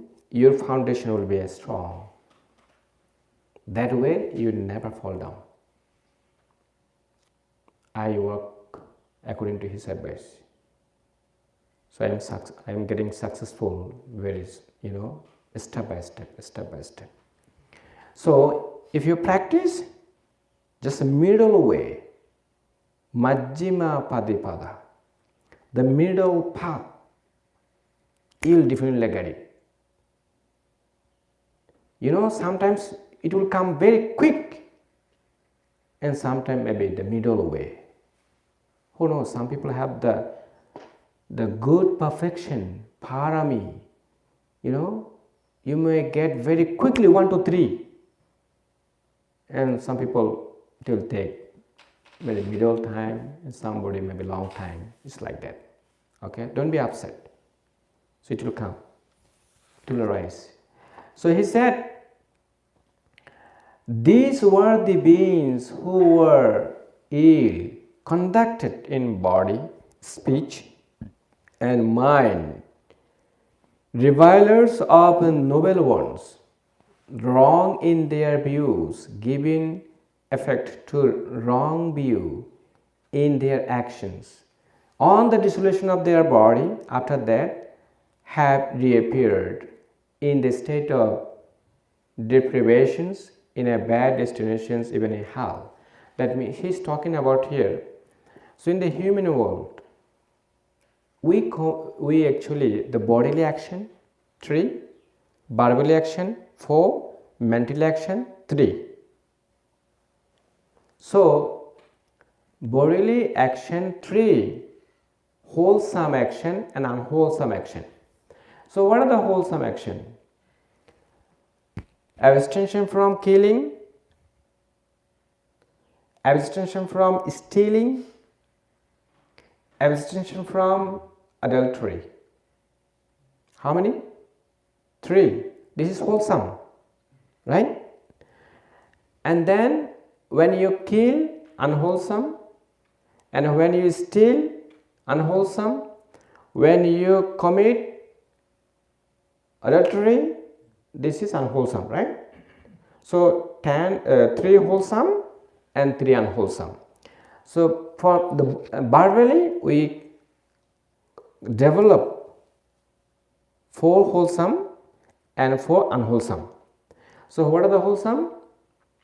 Abstention from telling lie, abstention from abstention from slandering, abstention from harsh speech, and abstention from gossip. This is the wholesome. Okay? And then, okay, I tell a lie every day. This is unwholesome. Of course, that's just opposite. It's unwholesome, right? And then mentally, 3. What are they? Greed. Abstention from greed, wholesome. Abstention from hatred, wholesome. And abstention from wrong view, wholesome. And just opposite, unwholesome. So what Buddha is talking about here, when you do unwholesome action, because of that action, you'll go to the hell. You'll reborn to the hell. Here he's talking about. So if you develop the wholesome, of course you'll born in the heaven. So he said here, but these worthy beings who were well conducted in body, speech and mind, not revilers of the noble ones, right in their views, giving effect to right view in their actions. So on the dissolutions of the body after death have reappeared in the good destinations, even in the heavenly world. You see, very nicely explained, right? So I explained the wholesome and unwholesome. So if you do, you go to the heaven. I don't know where is the heaven. Don't ask me where is the heaven, how it look. If you ask me, I don't know, because I have to go there first. Right? Somebody asked me, Bhante, could you tell me how looks the heaven? I told them, I don't know. I have to go there first, and I have to see how deities are living there, how their house, and how their everything. I have to look there, right? So before going there, I cannot answer, sorry, right? So here, thus with the divine eye, Dibba Chakku, which is purified and surpasses the human, I saw beings passing away and reappearing, inferior and superior, fair and ugly, fortunate and unfortunate, and I understood how beings pass on according to their actions, karma. Right? This was the second true knowledge attained by me in the middle watch of the night. So how many knowledge he got now? 2. Exactly. He got 2. You see? And now he said, ignorance was banished. What is the ignorance? Four Noble Truths. One who doesn't understand Four Noble Truths. So wisdom arose, ignorance vanished. Right? He understood what is the suffering. He understood what is the cause of suffering. He understood what is the cessation of suffering. He understood the path that leads to the cessation of suffering. Wisdom arose, ignorance vanished. He said, so and true knowledge arose, darkness was banished. Radiance arose, as happens in one who avoids diligent, ardent and resolute. If you practice diligently, ardently, definitely you get it. He said, oh monks, please practice my Dhamma. Everyone will get it. Somebody will get faster, somebody maybe later on. So when my mind was thus purified, bright, unblemished, right of imperfect, malleable, wealthy, steady, and attained to again this one, imperturbability. Yeah, right? Yeah, imperturbability. I directed it to knowledge of the distractions of pains. I directly knew as it actually is, this is suffering, dukkha. I directly knew as it actually is, this is the origin of suffering, samudaya. I directly knew as it actually is, this is the cessation of suffering, nirodha, not the Delson cabin. Of course, of course, that name is Nirodha. So he is talking of Nirodha cabin. That one is cabin, but Buddha is talking here Nirodha cessation. Okay. So I directly knew as it actually is, this is the way leading to the cessation of suffering. That means Eightfold Noble Path. So if you always practice meditation, the Eightfold Noble Path, you definitely attain Nibbana. No doubt. Okay? So he understood these Four Noble Truths. That's why he said, ignorance vanished, wisdom arose. Because he understood the Four Noble Truths. And then I directly knew as it actually is, these are the taints. I directly knew as it actually is, this is the origin of the taints. I directly knew as it actually is, this is the cessation of taints. I directly knew as it actually is, this is the way leading to the cessation of taints. That means the Four Noble Truths. Right? When I knew and saw thus, my mind was liberated. You see, everything he understood himself. Everything. And from the taint of the sensual desire, from the taint of being, and from the taint of ignorance, when it was liberated, there came the knowledge. It is liberated. He got it. He understood it. I directly knew birth is destroyed. The holy life has been led. What had to be done has been done. There is no more coming to any state of being. So he had an enlightenment. He understood. You don't want to come anymore, right, uncle? He really want to practice. Bhante, I don't want to come anymore. So if he has the lot of perfection, of course, I encourage him all the time. Please continuously practice. He's practicing every day. He tell me, Bhante, I experienced such thing. Wow, this is the base of nothingness. This is the characteristic of the nothingness. And I explain him step by step. I got it now. Are you? Yes. You see? So he got it. So here the Buddha said, this was the third knowledge attained by me in the last watch of the night. So he got a three knowledge. The third knowledge, he understood the Four Noble Truths very clearly, right? And now he said, ignorance was banished, true knowledge arose, wisdom. And darkness was banished and radiance arose, as happens in one who abides diligent, ardent and resolute.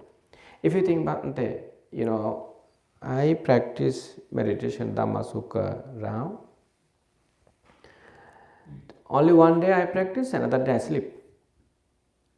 So that way you cannot say, I am diligent, I am ardent, I am resolute. Are you? You cannot say that. You have to continue 10 days. Then we will get something. Suppose monks that in a audit range there was a great low-lying march near which a large herd of deer lived. This is the simile he is talking about here. I didn't want to read that. Right? Yeah, this is some simile I feel so difficult to understand.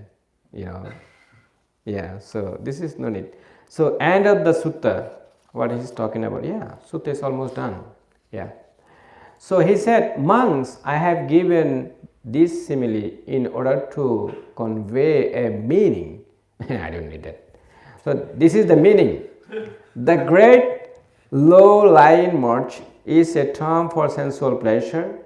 The large herd of deer is the term for beings. The man desiring their ruin, harm and bondage is the term for the Mara, the evil one. The false path is the term for the wrong eightfold path, that is wrong view, wrong imaging, wrong speech, wrong actions, wrong the lifestyle, wrong effort, that means the 6 hours there, and wrong mindfulness, and then wrong collectedness. The decoy is the term for the delight and lust. The dummy is the term for ignorance. Oh, this is a lot of things. This is so. End of the sutta. End of the sutta. So monks, the safe and good path that leads to the happiness has been reappeared by me. the wrong path has been closed up. He understood very clearly the decoy removed, the dummy destroyed. What should be done for these disciples out of compassion by a teacher who seeks their welfare and has compassion for them, that I have done for you, monks. There are these roots of trees, these empty hearts. Then he is going to say, meditate, bhikkhus, meditate, monks, do not delay, or else you will regret it later. This is the wonderful and great advice, he said. I repeat again, meditate, monks, do not delay, or else you will regret it later. This is our instructions to you. This is what the Blessed One said. The monks were satisfied and delighted in the Blessed One's word. That's all for tonight. Question? Okay. It's a long talk, about 2 hours. Now waiting for the questions. Please, Buddhananda.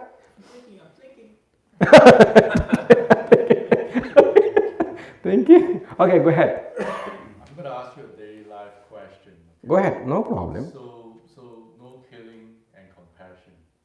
So I grow a lot of plants and vegetables. So, I mean, summer is coming. Okay. It's going to be a lunch buffet for these guys. So what am I going to do to... Killing means here, if you think that any ants, some things you see that you have intention. The most important is your intention. You know, if you kill any ants, intentionally, this is killing. You don't have intention there. You're planning, okay, to make this beautiful garden. I don't think so there is killing. But if there are insects... Yeah, insects, as I said, if you see, okay, let go. You should go. I'm not going to kill you, okay? Go. So just let it be. So that way you are not killer. You are not killing. So, but if it doesn't listen to me? No, I mean when you see that, just you please don't kill. Just take it and then just let it go somewhere else. Just you have to be very careful. You have to be mindful, you know, when you do that. Right? Intention is most important. Intention is very important. If you kill intentionally something, this is killing. When you are practicing, okay, let me give you one example. What happened during the Buddha's time? One monk, his name is Sullapala. He was practicing meditations. He was very serious practitioner, you know. So he got an eye disease. And he went to the doctor, Jivaka. The Jivaka was the doctor of the Buddha. So Jivaka gave him medicine. He said, Venerable Sir, you use this medicine and you take rest. And he didn't do that. He still sit down and practicing meditation. He didn't listen to Dr. Jivaka. And eventually, practicing, he lost his eyes and he became enlightened. He attained arahantship. And then he was still close to the Buddha in the one cabin. He was practicing walking meditation, you know, going there and coming back, going there, coming back. So there are many insects, you know, there are many ants running here and there. So when other monks were coming to see the Buddha, They saw many ants die already. And they went to the Buddha, Venerable Sir, you know the Sulapala, he kills many ants. And then Buddha said, oh monks, did you see that he was killing? No, I didn't see that. But I saw there are many ants already die.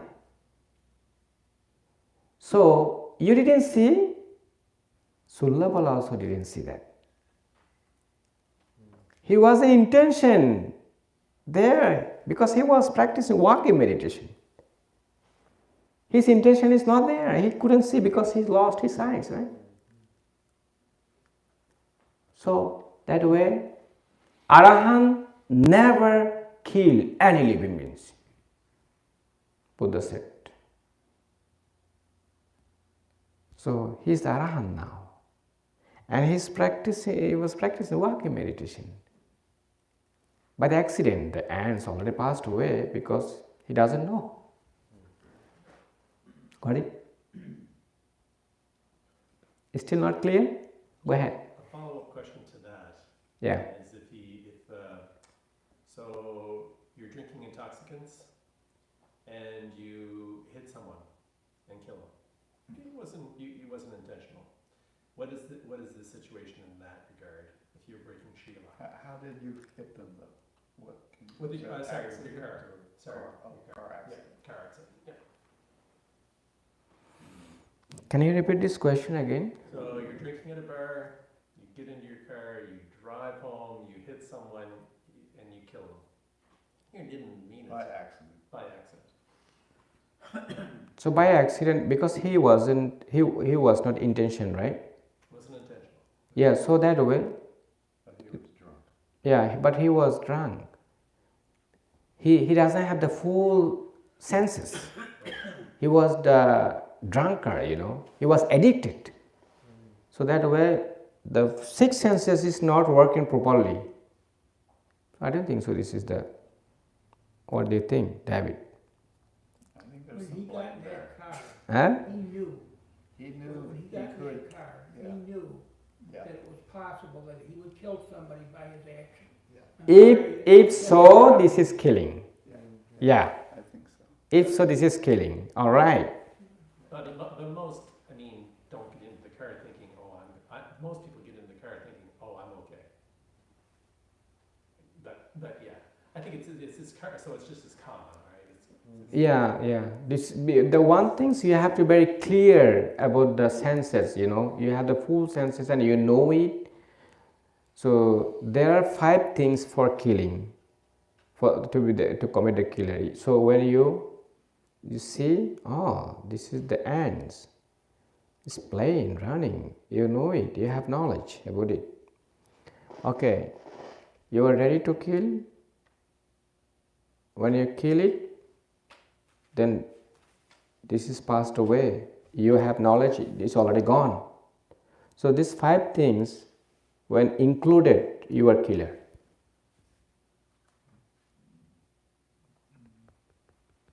Right?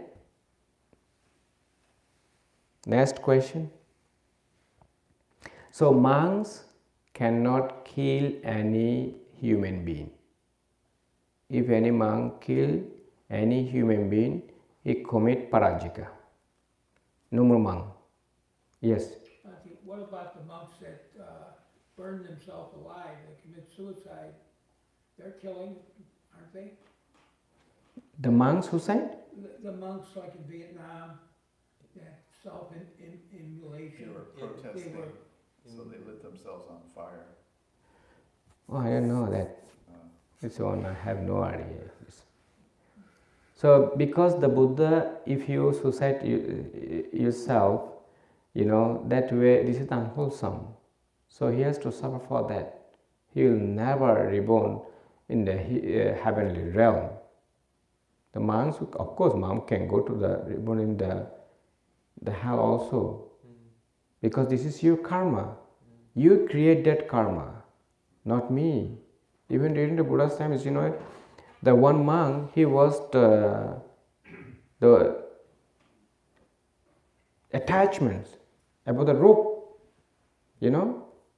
So there is one very beautiful rope, beautiful sivara, you know. Before dying, he's too attached on it. When he passed away, he became the ant of the sivara, on that rope. And when the Buddha saw that, the Buddha said to the other monks, "Hey, wait, these ants will live 7 days. Don't disturb him." Because he knew the monks who passed away, he reborn again, the ropes, because he was craving attachments on the ropes. That's why he reborn there, you know. And after 7 days, when that ant passed away, then somebody took that rope and washed it and keep it. So some people think that we are monk, we are holy one, we are doing all the time wholesome, and we'll definitely reborn in heaven. This is not right. Even monk can go to the heaven, you know. So if monk really keep the precept, practice meditations, and then know what they are doing, so that way he definitely reborn in the heaven realm, you know. In the sutras, there are in the Vinaya, discipline rules 227. So when you read it, there are many monks reborn in hell. You'll see that, you know. So the suiciding, who said, okay, he knows he's monk. If I suicide now, I'll reborn in hell. He already know that this is unwholesome action, you know. So if he doesn't have knowledge about it, we cannot do anything. This is his karma. He's going to create it. Is it clear? Okay, next question. No more, right? Today two suttas, but I make it short, right? I make it short, not long. Shorter. But it's still 2 hours, 10 minutes, 2 hours, 12 minutes. Right?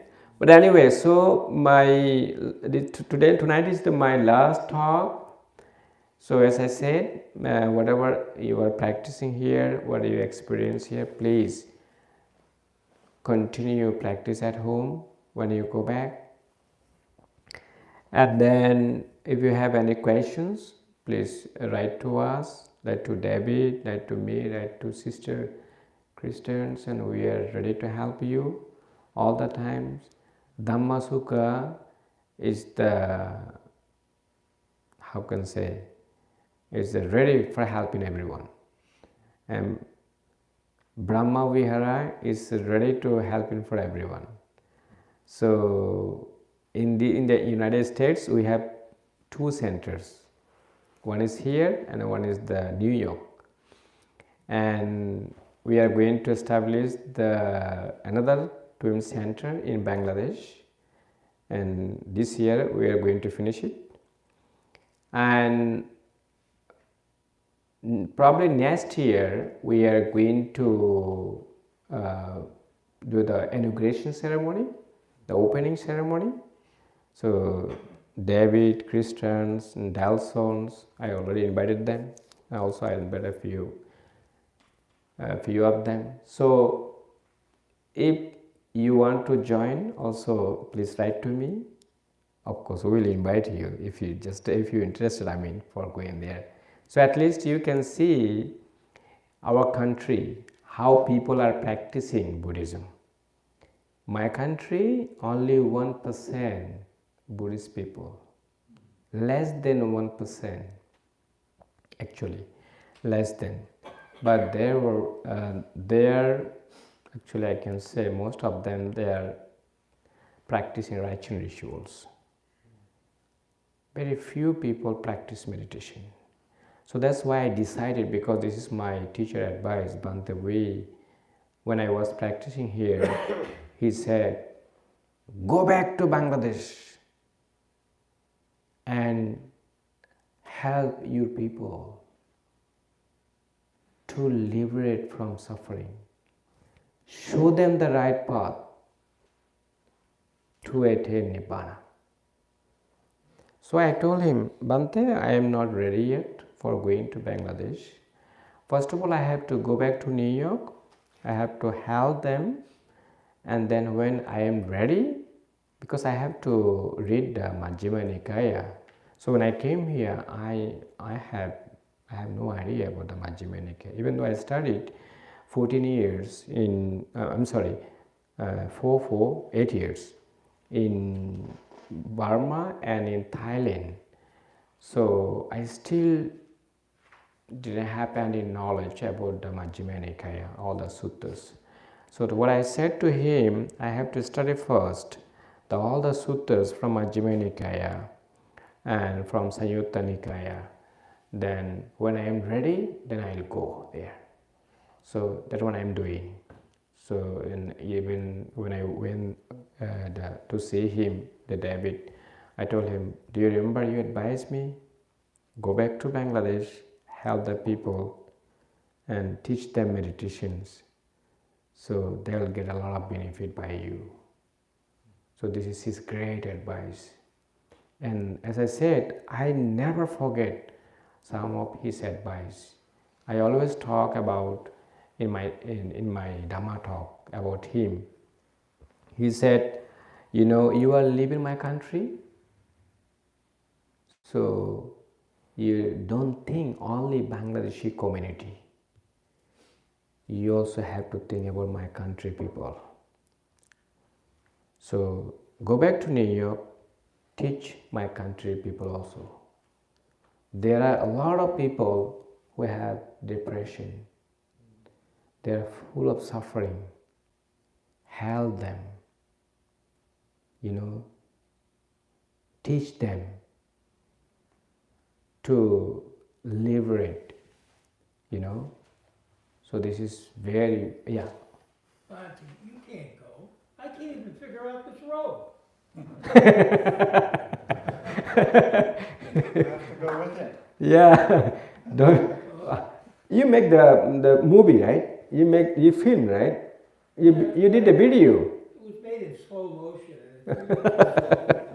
It's too slow. Don't worry. We have here Kalayana Metta. We have many friends. They will help you. We are in the Kalayana Metta, right? So we are here. You see, teachers, students. We are same. We are in the Kalayana Metta. Kalayana Metta means we are a good friend. So others, who knows, they will help you. Only tomorrow and after tomorrow, you say bye-bye, right? So only tomorrow you just wear the robe, don't worry. Okay? You'll get it. Actually, I want to stay here until the Siddhartha. The problem is, on May 7, I have the big ceremony in New York. This is the Buddha's birthday. A lot of people will come. More than 100 people, 150 I think, because during the Buddha's birthday, a lot of people come at the center. So Bangladeshi communities will come, so that's why I decided to leave May 4th, because I have to organize, many people will come and I have to call them and I have to organize all the ceremony. So otherwise I want to stay here until Saturday, So maybe, let's see, maybe next year I'll try to finish the whole retreat, if I can do that. Right? Right. You'll be okay. Don't worry. So any question? right? No question. So, okay, anyway, so whatever I said, please do that, and then, and see you later, everyone. I'm really happy that I never feel tired when I help all of you. I help you with the happy mind, with the pure mind, you know, with the good friend mind, Kalayana Metta, right? So I always disciple, and we usually look them like our son. We are son of the Buddha. So I ordain you. So I always saw that you are, all of you, like my son. So that's why I help. I also, of course, gain a lot of merit by doing that. I need a merit, you know. Why? Because we want to attain Nibbana as soon as possible.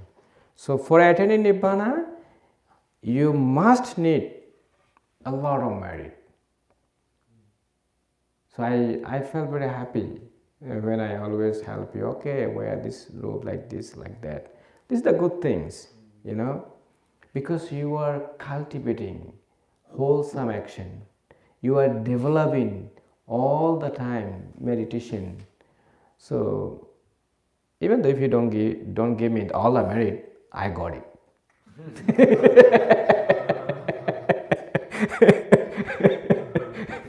So I got it. You see? So it doesn't mean that for getting all the merit I help you. No, it automatically came to me. So that's why, by the power of the all merit, when we share to others, when to share to deities, and they really feel happy. Deity need the merit to attain Nibbana.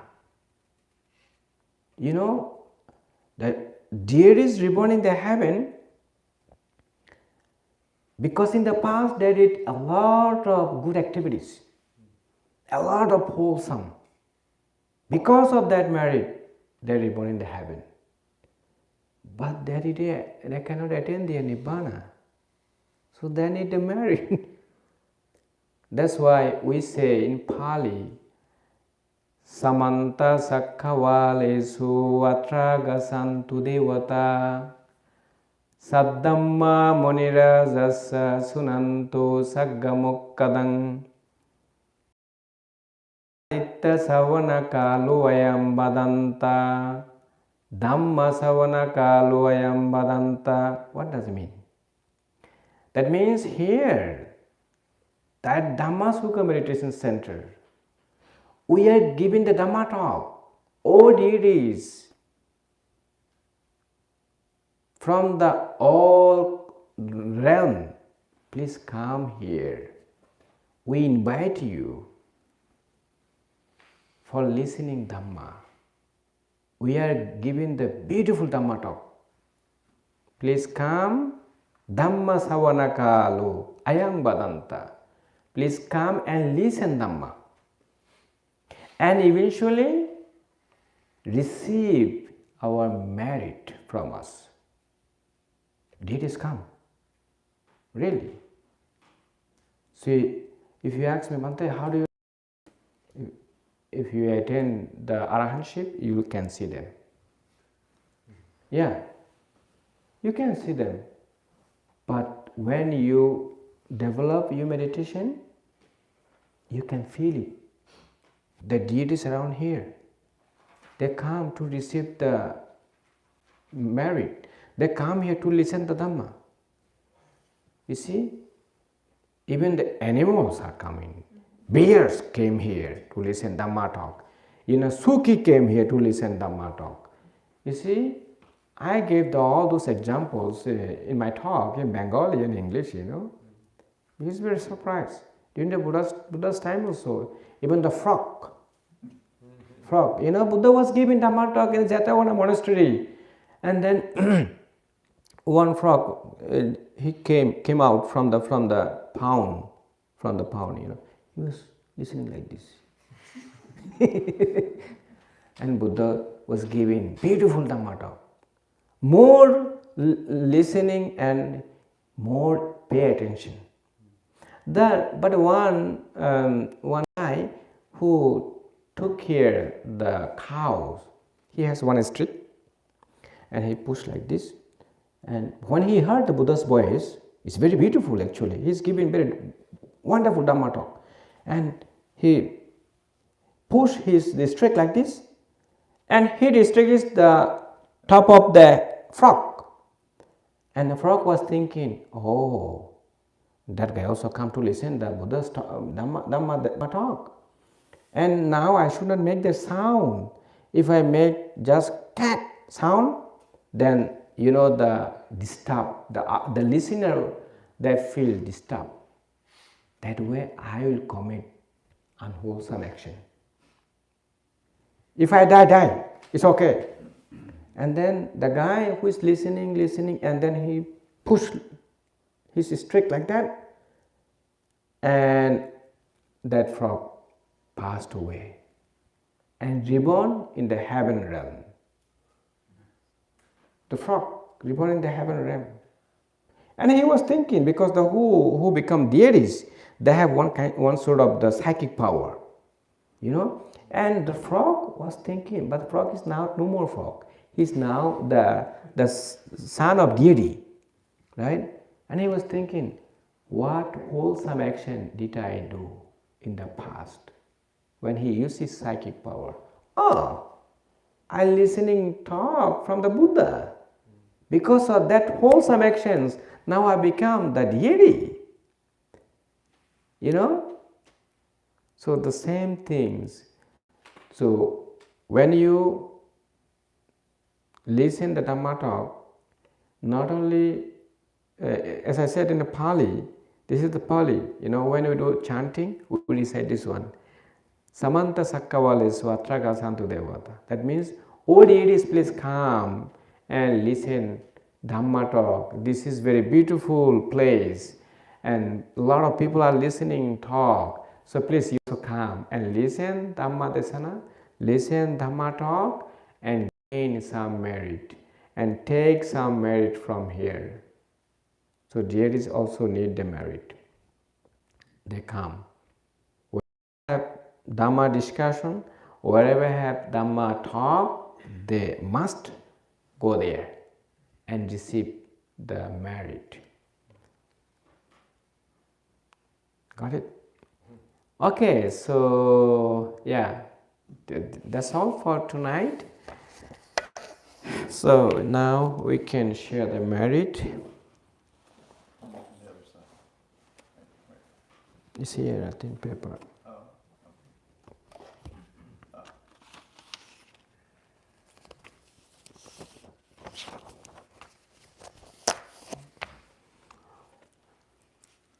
Okay, so tomorrow I'll come here again, tomorrow morning. I'll give the 10 precepts, so tomorrow will be the last 10 precept. So according to the seniority, Buddhananda, can you come here and give the 10 precept to all of them? Sure. So if you can come here and give the 10 precept, because you are the senior one. Oh, no. No. So if you cannot give, so Dhammananda will be. So Dhammananda will be here because Dhammananda is the second. Get somebody who graduated from high school. No. So Dhammananda, I will talk him because he is the senior. Buddhananda is the senior one, and then Dhammananda will be here after tomorrow. So tomorrow will be Thursday, right? Yeah. Tomorrow Thursday. So Friday and Saturday.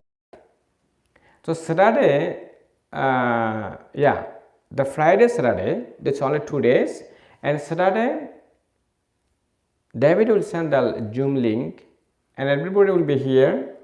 Probably, what time? 9 o'clock, right? 9 o'clock in the morning. Everybody, after finishing breakfast, everybody come here, okay? And watch my face here on television. Okay? So only 2 lines, just not so difficult. You just repeat after me.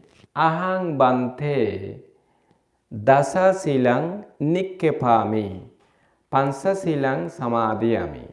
That means, Bante, I am, give up 10 precepts and accept the 5 precepts. 3 times. Ahang Bante, you will say together that time, you repeat after me through the Zoom, you will listen my beautiful voice. Why Like, are you looking at me? The first sergeant is sitting over there. so you repeat after me, Ahang Bante Dasa Silam 10 precept. Dasa Silang Nikkepami Pansa Silang Samadhyami. That means I am going to receive the 5 precept. Okay, 3 times. Dutiyampi Ahang Bante Dasa Silam Nikkepami Pansa Silang Samadhyami. Tatiyampi Ahang, you can say Mayang Bante. Mayang means we are. Ahang means I am. So you can say Ahang, actually you will do the definite individually, right? So together you will say Ahang Bante Dasa Silam Tatiyampi for the 3rd time. Ahang Bante Dasa Silang Nikkepami, give up 10 precepts. Pansa Silang Samadhyami, accept the 5 precepts. So what are the 5 precepts?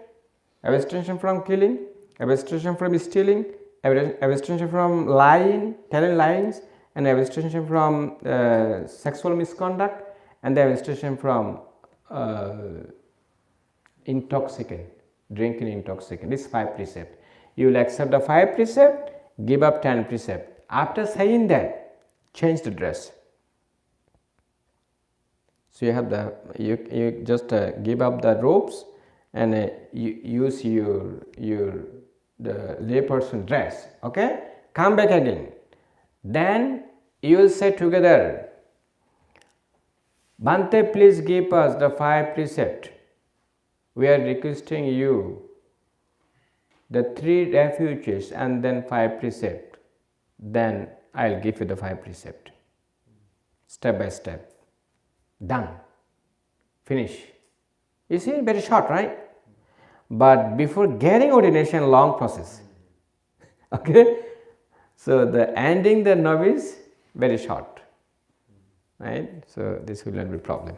Anyway, so now we are going to, okay, go ahead. Tomorrow, do we need to do the alms round earlier?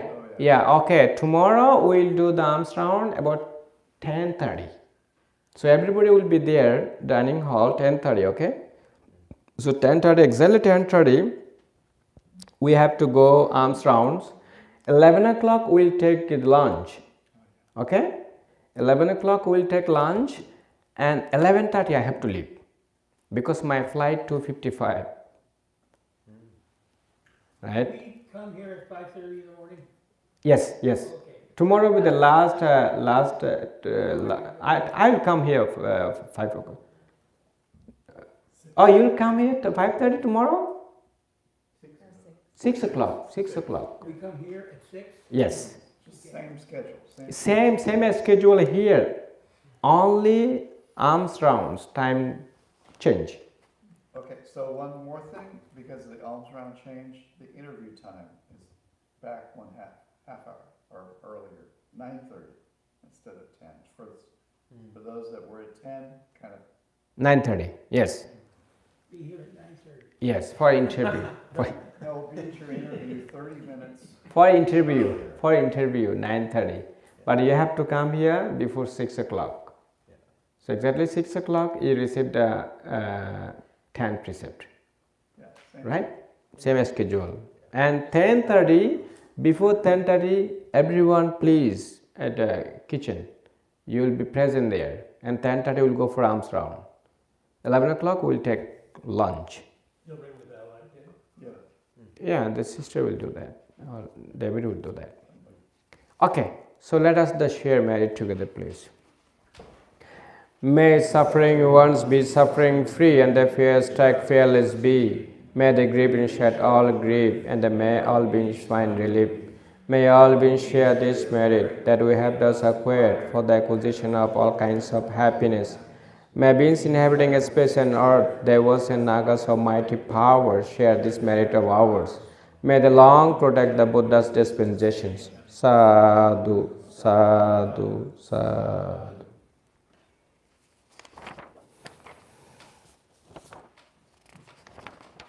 So this paper you can take with you, okay? You can take. Looking at me again. So whatever paper I give you for the reflection food and whatever you need, you can take from the debit, and you can take it at home.